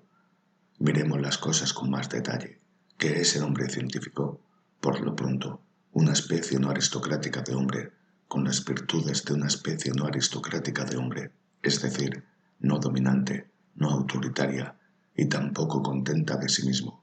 El hombre científico tiene laboriosidad, paciencia para ocupar su sitio en la fila, regularidad y mesura en sus capacidades y necesidades. Tienen instinto para reconocer cuáles son sus iguales y qué es lo que sus iguales necesitan. Por ejemplo, aquella dosis de independencia y de prado verde, sin la cual no hay tranquilidad en el trabajo, aquella pretensión de que se lo honre y reconozca, la cual presupone primero y ante todo conocimiento, cognoscibilidad, aquel rayo de sol de un buen hombre, aquella constante insistencia en su valor y en su utilidad, con la que es necesario superar una y otra vez la desconfianza íntima que hay en el fondo del corazón de todos los hombres, dependientes y animales del rebaño. El doctor tiene también, como es obvio, las enfermedades y defectos de una especie no aristocrática. Tiene mucha envidia pequeña y posee un ojo de lince para ver cuánto debajo hay en las naturalezas, a cuyas alturas él no pueda ascender. Desconfiado, mas solo como uno que se deja ir paso a paso, pero no fluir como una corriente. Y justo frente al hombre de la gran corriente, adopta el docto una actitud tanto más fría y cerrada. Su ojo es entonces como un lago liso y disgustado, en el cual ya no aparece la onda de ningún embeleso, de ninguna simpatía. Las cosas peores y más peligrosas que un docto es capaz de hacer le vienen del instinto de mediocridad de su especie, de aquel jesuitismo, de la mediocridad que trabaja instintivamente para aniquilar al hombre no habitual y que intenta romper, o mejor todavía, aflojar todo arco tenso, aflojarlo, claro está, con consideración, con mano indulgente, aflojarlo con cariñosa compasión. Este es el auténtico arte del jesuitismo, que ha sabido siempre presentarse como religión de la compasión. 207. Por grande que sea el agradecimiento con que acojamos al espíritu objetivo, y quien no habría estado ya alguna vez mortalmente harto de todo lo subjetivo y de su maldita ipsisimosidad, al final tenemos que aprender a tener cautela también con nuestro agradecimiento y poner freno a la exageración con que la renuncia del espíritu a sí mismo y su despersonalización vienen siendo ensalzadas últimamente cual si fueran, por así decirlo, una meta en sí, una redención y transfiguración, cosa que suele ocurrir sobre todo en el interior de la escuela de los pesimistas, escuela que por su parte tiene también buenas razones para otorgar los máximos honores al conocer desinteresados. El hombre objetivo, que ya no lanza maldiciones e injurias como el pesimista, el docto ideal, en el cual consigue el instinto científico florecer y prosperar tras miles de fracasos completos y de fracasos a medias, es con toda seguridad uno de los instrumentos más preciosos que existen, pero debe ser manejado por alguien más poderoso. Él es tan solo un instrumento, digamos, un espejo, no una finalidad por sí misma. El hombre objetivo es de hecho un espejo, habituado a someterse a todo lo que quiere ser conocido, sin ningún otro placer que el que le proporciona el conocer, el reflejar. Ese hombre aguarda hasta que algo llega, y entonces se extiende con delicadeza para que sobre su superficie y piel no se pierdan tampoco las huellas ligeras y el fugaz deslizarse de seres fantasmales. El resto de persona que todavía le queda parécele algo casual, algo con frecuencia arbitrario, y con más frecuencia todavía perturbador, hasta tal punto se ha convertido a sí mismo en lugar de paso y en reflejo de figuras y acontecimientos ajenos. Le cuesta reflexionar sobre sí mismo y no raras veces yerra al hacerlo. Fácilmente se confunde a sí mismo con otros. Se equivoca en lo referente a sus propias necesidades, y esto es lo único en que se muestra burdo y negligente. Tal vez lo atormenten la salud, o la mezquindad, y el aire enrarecido de mujeres y amigos, o la falta de compañeros y compañía. Incluso se fuerza a sí mismo a reflexionar sobre su tormento. En vano, ya su pensamiento divaga lejos, yendo hacia el caso más general, y mañana sabe tan poco como sabía ayer de qué modo se le ha de ayudar. Ha perdido la seriedad para consigo mismo. También el tiempo es jovial, y no por falta de penas, sino por falta de dedos y de manos para tocar sus penas.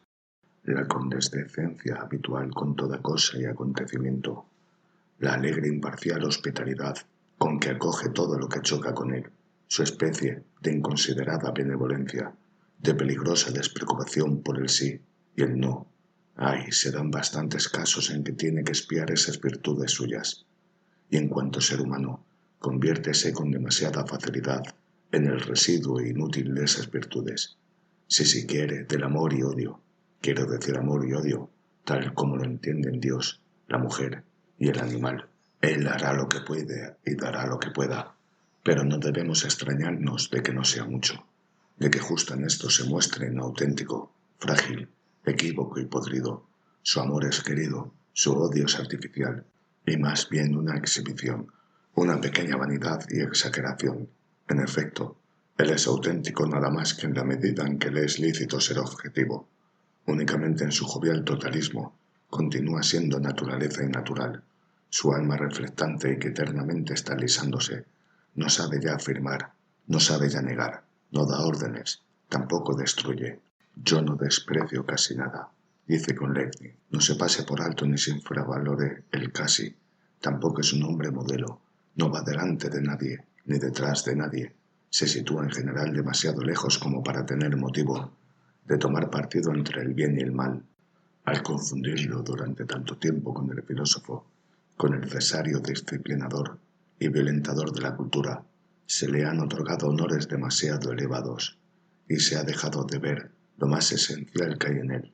Él es un instrumento, un ejemplar de esclavo, aunque también, ciertamente, la especie más sublime de esclavo, pero en sí mismo, nada, casi nada.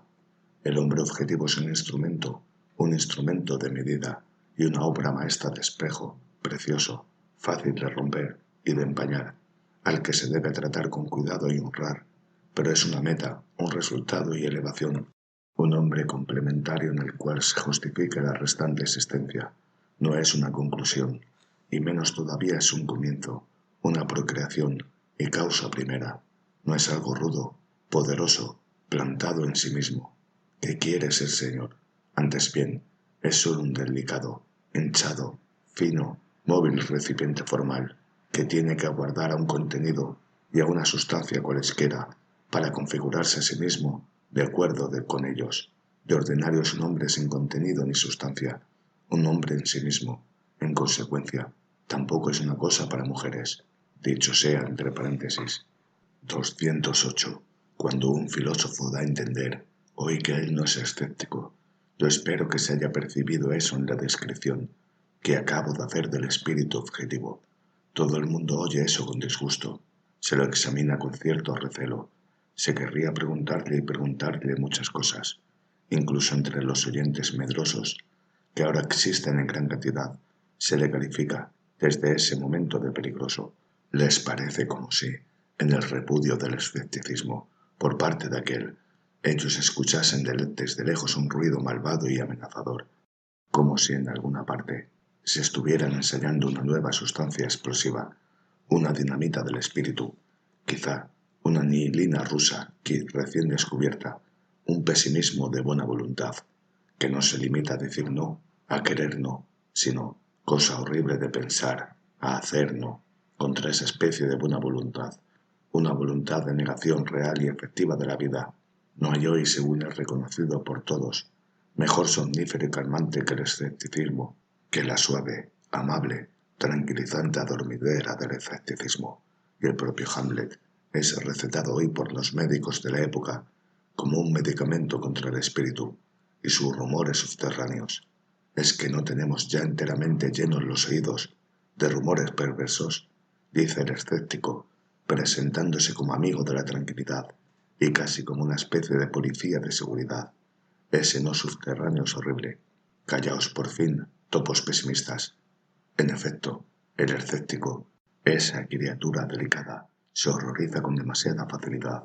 Su conciencia está amaestrada para sobresaltarse y sentir algo así como una mordedura cuando oye cualquier no, e incluso cuando oye un sí duro y decidido, sí y no. Esto repugna a su moral. Por el contrario, le gusta agasajar a su virtud con una noble abstención, diciendo acaso con Montaigne, ¿qué sé yo?, o con Sócrates, yo sé que no sé nada, o aquí no me fío de mí, aquí no está abierta ninguna puerta para mí, o, suponiendo que estuviera abierta, ¿para qué entrar enseguida?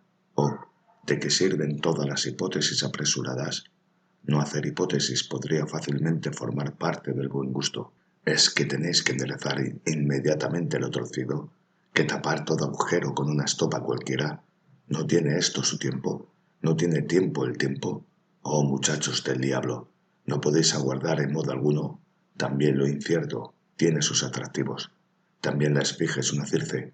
También la Circe fue una filosofía. Así se consuela a sí mismo un escéptico, y es cierto que tiene necesidad de algún consuelo. En efecto, el escepticismo es la expresión más espiritual de una cierta constitución psicológica, compleja, a la que, en el lenguaje vulgar, se le da el nombre de debilidad nerviosa y constitución enfermiza. El escepticismo surge siempre que razas o estamentos, largo tiempo separados entre sí, se entrecruzan de manera decidida y súbita en la nueva estirpe, la cual, por así decirlo, acoge en su sangre por herencia medidas y valores diferentes. Todo es inquietud, turbación, duda, ensayo. Las fuerzas mejores producen un efecto inhibitorio. Las virtudes mismas no se dejan unas a otras crecer ni fortalecerse. En el cuerpo y en el alma faltan el equilibrio, el centro de gravedad, la seguridad perpendicular, pero lo que más hondamente enferma y degenera en esos mestizos es la voluntad. Ellos ya no conocen en absoluto la independencia y la resolución, el valiente sentimiento de placer en el querer. Incluso en sus sueños dudan de la libertad de la voluntad. Nuestra Europa de hoy, escenario de un ensayo absurdo y repentino de mezclar radicalmente entre sí los estamentos, y en consecuencia las razas, es por ello escéptica tanto arriba como abajo, exhibiendo unas veces ese móvil escepticismo que salta, impaciente y ávido, de una rama a otra, y presentándose otra torva, cual una nube cargada de signos de interrogación, y a menudo mortalmente harta de su voluntad. Parálisis de la voluntad. ¿En qué lugar nos encontramos hoy sentado a ese tullido? Y a menudo, incluso muy ataviado, que seductoramente engranado, Para esta enfermedad existen los más numerosos vestidos de gala y de mentira, y que, por ejemplo, la mayor parte de los que hoy se exhibe a sí mismo en los escaparates como objetividad, cientificismo, conocer puro independientemente de la voluntad, no es otra cosa que escepticismo y parálisis de la voluntad engalanados. Ese es un diagnóstico de la enfermedad europea del que yo quiero ser responsable. La enfermedad de la voluntad se ha extendido sobre Europa de una manera no uniforme. Donde más amplia y compleja se muestra, es allí donde más tiempo hace que la cultura está aposentada y desaparece en la medida en que el bárbaro hace valer todavía, o de nuevo, su derecho bajo la desaliñada vestimenta de la cultura occidental. En la Francia actual es por lo tanto, y esto es cosa tan fácil de deducir como de palpar con la mano, donde más enferma se encuentra la voluntad. Y Francia, que siempre ha tenido una habilidad magistral para transformar en algo atractivo y seductor incluso los giros más fatales de su espíritu, muestra hoy propiamente su preponderancia cultural sobre Europa, en su calidad de escuela y escaparate de todas las magias del escepticismo. La fuerza de querer, y en concreto, de querer largamente, es ya un poco más fuerte en Alemania y en el norte alemán. Es a su vez más fuerte que en el centro. Considerablemente más fuerte es en Inglaterra, en España y Córcega, ligada en el primer caso a la flema y en el segundo a los cráneos duros, para no hablar de Italia, la cual es demasiado joven como para saber lo que quiere y que tiene que demostrar primero si es capaz de querer, pero donde más fuerte y más asombrosa se muestra en aquel imperio intermedio en el que Europa, por así decirlo, refluye hacia Asia, en Rusia. Allí la fuerza de querer ha venido siendo reservada y acumulada desde hace mucho tiempo. Allí la voluntad, quién sabe si como voluntad de afirmación o de negación, aguarda amenazadoramente el momento en que se la accione, para tomar prestado a los físicos de hoy su palabra preferida, para que Europa quede libre de su máximo peligro acaso sean necesarias no solo guerras en India y complicaciones en Asia, sino revoluciones internas, la desmembración del Reich en pequeños cuerpos y sobre todo la introducción de la imbecilidad parlamentaria, además de la obligación para todo el mundo de leer su periódico durante el desayuno.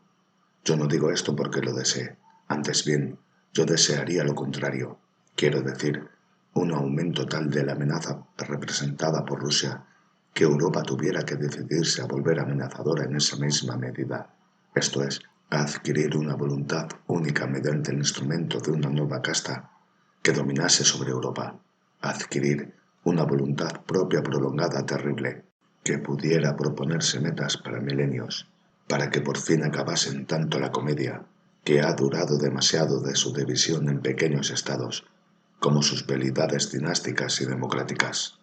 El tiempo de la política pequeña ha pasado. Ya el próximo siglo trae consigo la lucha por el dominio de la tierra, la coacción a hacer una política grande. 209. ¿Hasta qué punto la nueva edad bélica en que nosotros, los europeos, hemos estado manifiestamente entrado va a favorecer quizá también el desarrollo de una especie distinta y más fuerte de escepticismo? Es sobre la cual yo quisiera expresarme por el momento, nada más que mediante una imagen que los amigos de la historia alemana comprenderán. Aquel irreflexivo entusiasta de los granaderos guapos y altos, que como rey de Prusia dio vida a un genio militar y escéptico, y con ello, en el fondo, a ese nuevo tipo de alemán, que justo ahora aparece victoriosamente en el horizonte, el ambiguo y loco padre de Federico el Grande, tuvo también en un único punto la zarpa y la garra afortunada del genio. Supo qué era lo que le faltaba entonces en Alemania, y cuál era la falta que resultaba 100 veces más angustiosa y urgente que, por ejemplo, la falta de cultura y de forma social. Su aversión por el joven Federico provenía de la angustia de un instinto profundo. Faltaban varones, y él recelaba para amarguísimo fastidio suyo que su propio hijo no era suficientemente varón. En esto se engañó, mas ¿quién nos habría engañado en su lugar? Veía a su hijo víctima del ateísmo, del espíritu, de la deleitosa frivolidad propia de franceses llenos de ingenio. Veía en el trasfondo la gran chupadora de sangre, la araña del escepticismo.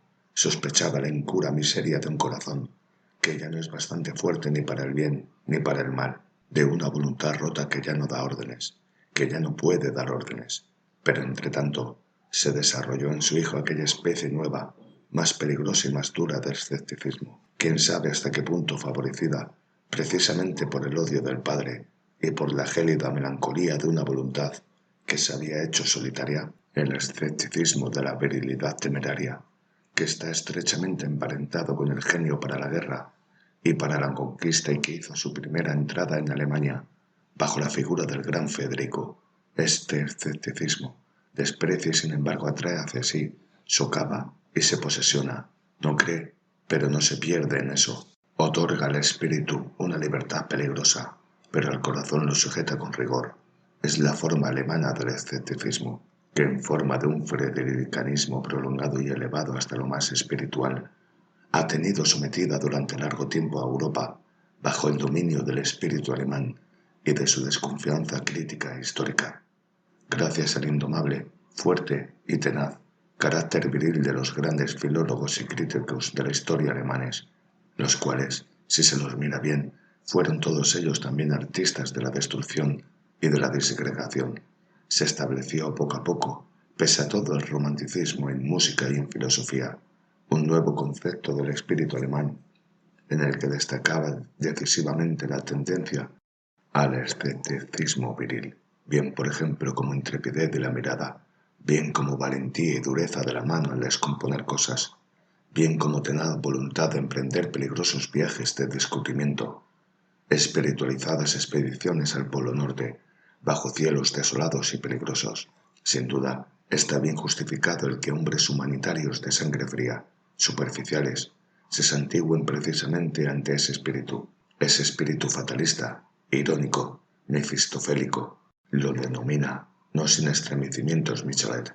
Pero si alguien quiere percibir qué distinción tan grande representa ese miedo al varón existente en el espíritu alemán, que despertó a Europa de su somnolencia dogmática, recuerde el antiguo concepto que fue necesario superar con él, y como no hace tanto tiempo que a una mujer masculinizada le fue lícito, con una desbocada presunción, osar recomendar los alemanes a la simpatía de Europa como cretinos suaves y poéticos, buenos de corazón y débiles de voluntad. Entiéndase por fin con suficiente profundidad el asombro de Napoleón cuando vio a Goethe. Ese asombro delata lo que durante siglos se había entendido por espíritu alemán. Quería decir, eso es un varón, y yo había esperado únicamente un alemán. 210. Suponiendo, pues, que en la imagen de los filósofos del futuro hay algún rasgo que permita adivinar que acaso ellos tengan que ser escépticos en el sentido recién insinuado, con esto no habríamos designado más que algo en ellos, y no a ellos mismos. Idéntico derecho tienen a hacerse llamar críticos, y sin ninguna duda serán hombres de experimentos. Mediante el nombre con que he osado bautizarlos, he subrayado ya de modo expreso el experimentar y el placer de experimentar. Lo he hecho porque ellos, en cuanto críticos de los pies a la cabeza, les guste servirse del experimento en un sentido nuevo, quizá más amplio, quizá más peligroso, en su pasión de conocimiento. Tienen ellos que llegar con sus temerarios y dolorosos experimentos más allá de lo que puede aprobar el reblandecido y debilitado gusto de un siglo democrático. No hay duda, a esos venideros es a los que menos les será lícito abstenerse de aquellas propiedades serias y no exentas de peligro que diferencian al crítico del escéptico. Quiero decir, la seguridad de los criterios valorativos, el manejo consciente de una unidad de método, el coraje alertado, el estar solos y el poder responder de sí mismos. Incluso admiten la existencia en ellos de un placer, en el decir no y en el desmembrar las cosas, y de una cierta crueldad juiciosa, que sabe manejar el cuchillo con seguridad y finura, aun cuando el corazón sangre.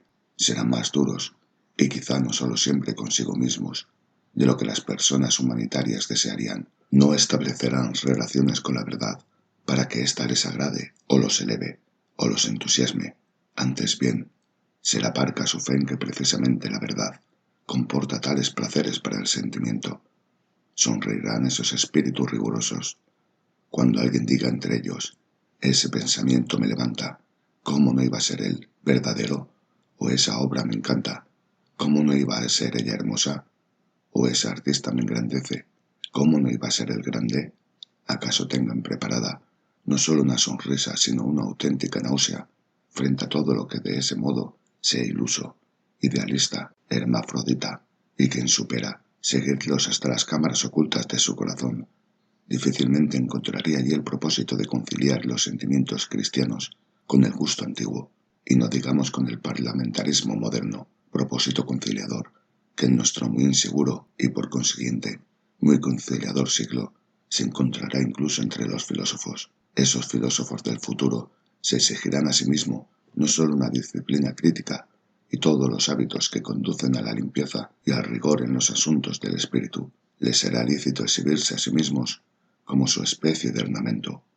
A pesar de ello, no por esto quieren llamarse todavía críticos. Paréceles una afrenta no pequeña que se hace a la filosofía el que se decrete como hoy se gusta de hacer. La filosofía misma es crítica y ciencia crítica, y nada más. Aunque esta valoración de la filosofía goce del aplauso de todos los positivistas de Francia y de Alemania, y sería posible que hubiese halagado incluso el corazón y el gusto de Kant. Recuérdese el título de sus obras capitales.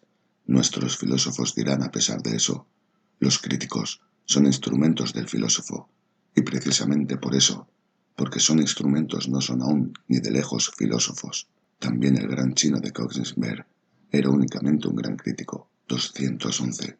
Insisto en que se deje por fin de confundir a los trabajadores filosóficos y en general a los hombres científicos con los filósofos, en que justo aquí se dé rigurosamente a cada uno lo suyo, a los primeros no demasiado y a los segundos no demasiado poco.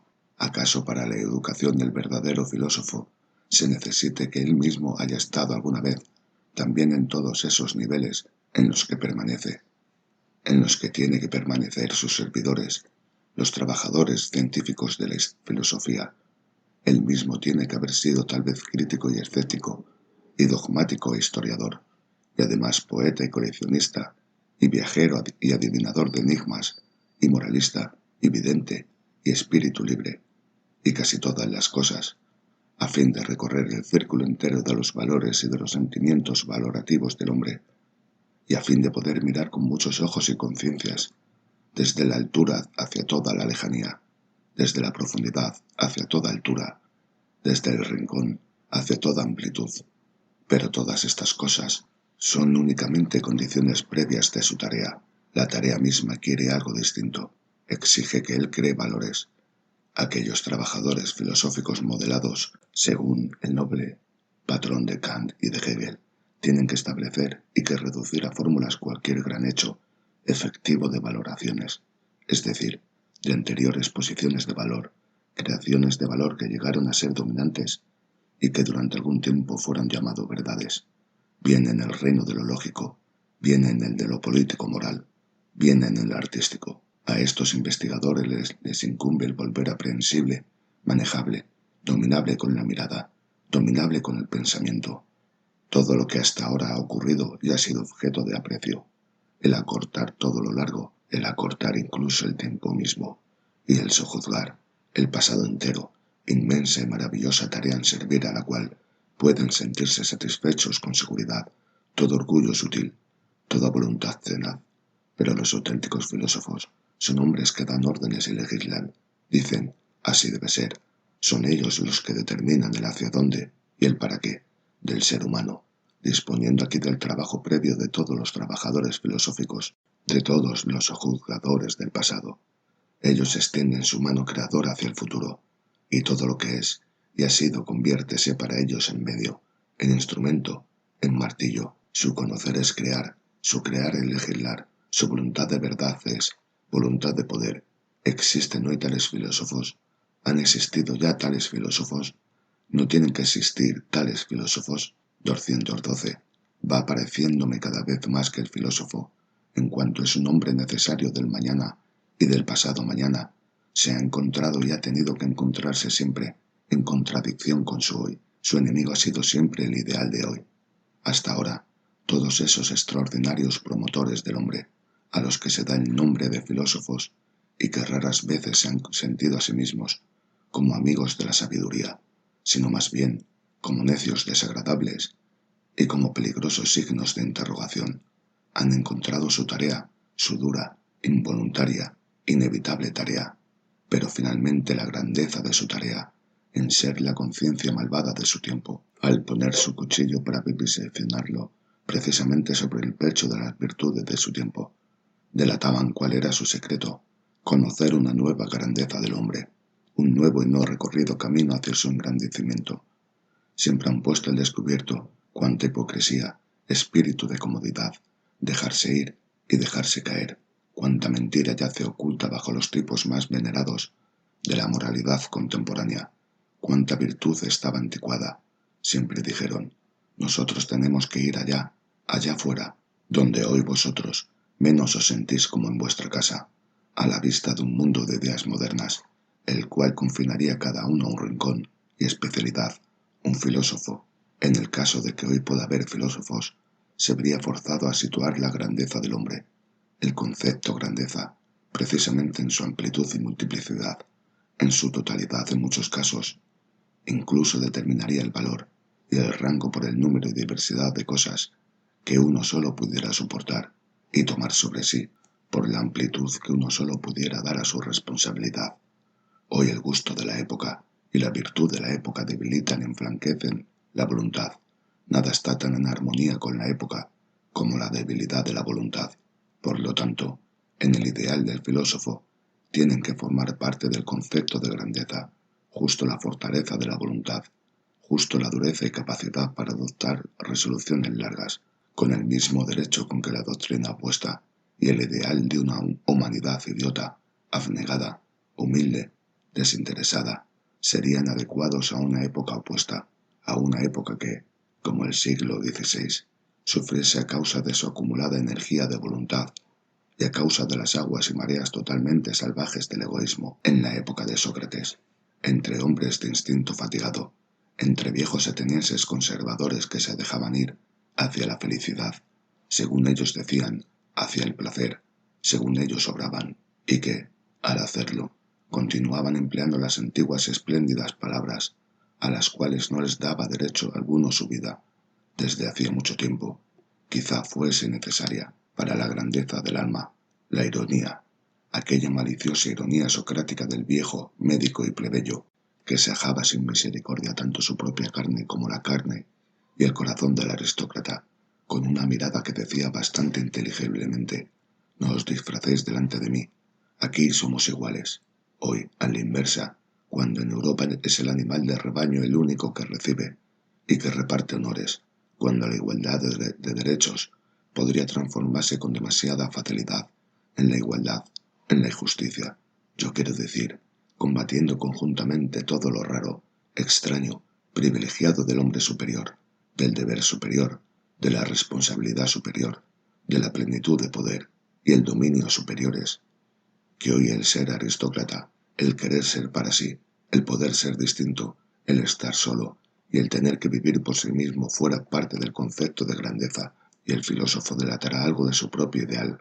Cuando establezca: el más grande será el que pueda ser el más solitario, el más oculto, el más divergente, el hombre más allá del bien y del mal, el señor de sus virtudes, el sobrado de voluntad. Grandeza debe llamarse precisamente el poder ser, tan múltiple como entero, tan amplio como pleno. Y hagamos una vez más la pregunta: ¿es hoy posible la grandeza? 213. Lo que un filósofo es, eso resulta difícil de aprender, pues no se puede enseñar. Hay que saberlo por experiencia, o se debe tener el orgullo de no saberlo, pero que hoy todo el mundo habla de cosas con respecto a las cuales no puede tener experiencia alguna. Eso es algo que se aplica ante todo y de la peor manera a los filósofos y a los estados de ánimo filosóficos. Poquísimos son los que los conocen, poquísimos son aquellos a los que les es lícito conocerlos, y todas las opiniones populares sobre ellos son falsas. Así, por ejemplo, la mayor parte de los pensadores y doctos no conocen por experiencia propia esa coexistencia genuinamente filosófica entre una espiritualidad audaz y traviesa que corre presto y un rigor y necesidad dialécticos que no dan ningún paso en falso, y por ello, en el caso de que alguien quisiera hablar de esto delante de ellos, no merecería crédito. Ellos se representan toda necesidad como una tortura, como una torturante, tener que seguir y ser forzado, y el pensar mismo lo conciben como algo lento, vacilante, casi como una fatiga, y con bastante frecuencia, como digno del sudor de los nobles, pero no en modo alguno como algo ligero, divino, estrechamente afín al baile, a la petulancia. Pensar y tomar en serio, tomar con gravedad una cosa, en ellos esto va junto. Únicamente así lo han vivido ellos. ¿Acaso los artistas tengan en esto un olfato más sutil? Ellos, que saben demasiado bien que justo cuando no hacen ya nada voluntariamente, sino todo necesariamente, es cuando llega a su cumbre, su sentimiento de libertad, de finura, de omnipotencia, de establecer, disponer, configurar creadoramente, en suma, que entonces es cuando la necesidad y la libertad de voluntad son en ellos una sola cosa. Hay, finalmente, una jerarquía de estados psíquicos a la cual corresponde la jerarquía de los problemas, y los problemas supremos rechazan sin piedad a todo aquel que se atreve a acercarse a ellos sin estar predestinado por la lectura y poder de su espiritualidad a darle solución. ¿De qué sirve el que flexibles cabezas universales o mecánicos empíricos y desmañados y bravos se esfuercen, como hoy sucede de tantos modos, por acercarse a esos problemas con su ambición de plebeyos y por penetrar, si cabe la expresión, en esa corte de las cortes? Pero a los pies groseros nunca les es lícito pisar tales alfombras. De eso ha cuidado ya la ley primordial de las cosas. Las puertas permanecen cerradas para estos intrusos, aunque se den de cabeza contra ellas y se la rompan. Para entrar en un mundo elevado hay que haber nacido, o dicho con más claridad, hay que haber sido criado para él, derecho a la filosofía, tomando esta palabra en el sentido más grande. Solo se tiene gracias a la ascendencia. También aquí son los antecesores la sangre, los que deciden. Muchas generaciones tienen que haber trabajado anticipadamente para que surja el filósofo. Cada una de sus virtudes tiene que haber sido adquirida, cultivada, heredada, apropiada individualmente, y no solo el paso y carrera audaces, ligeros y delicados de los pensamientos, sino sobre todo la prontitud para las grandes responsabilidades, la soberanía de las miradas dominadoras, de las miradas hacia abajo, el sentirse a sí mismo separado de la multitud y de sus deberes y virtudes, el afable proteger y defender aquello que es malentendido y calumniado, ya sea Dios, ya sea el diablo, el placer y la ejercitación en la gran justicia, el arte de mandar, la amplitud de la voluntad, los ojos lentos, que raras veces admiran, raras veces miran hacia arriba, que raras veces aman.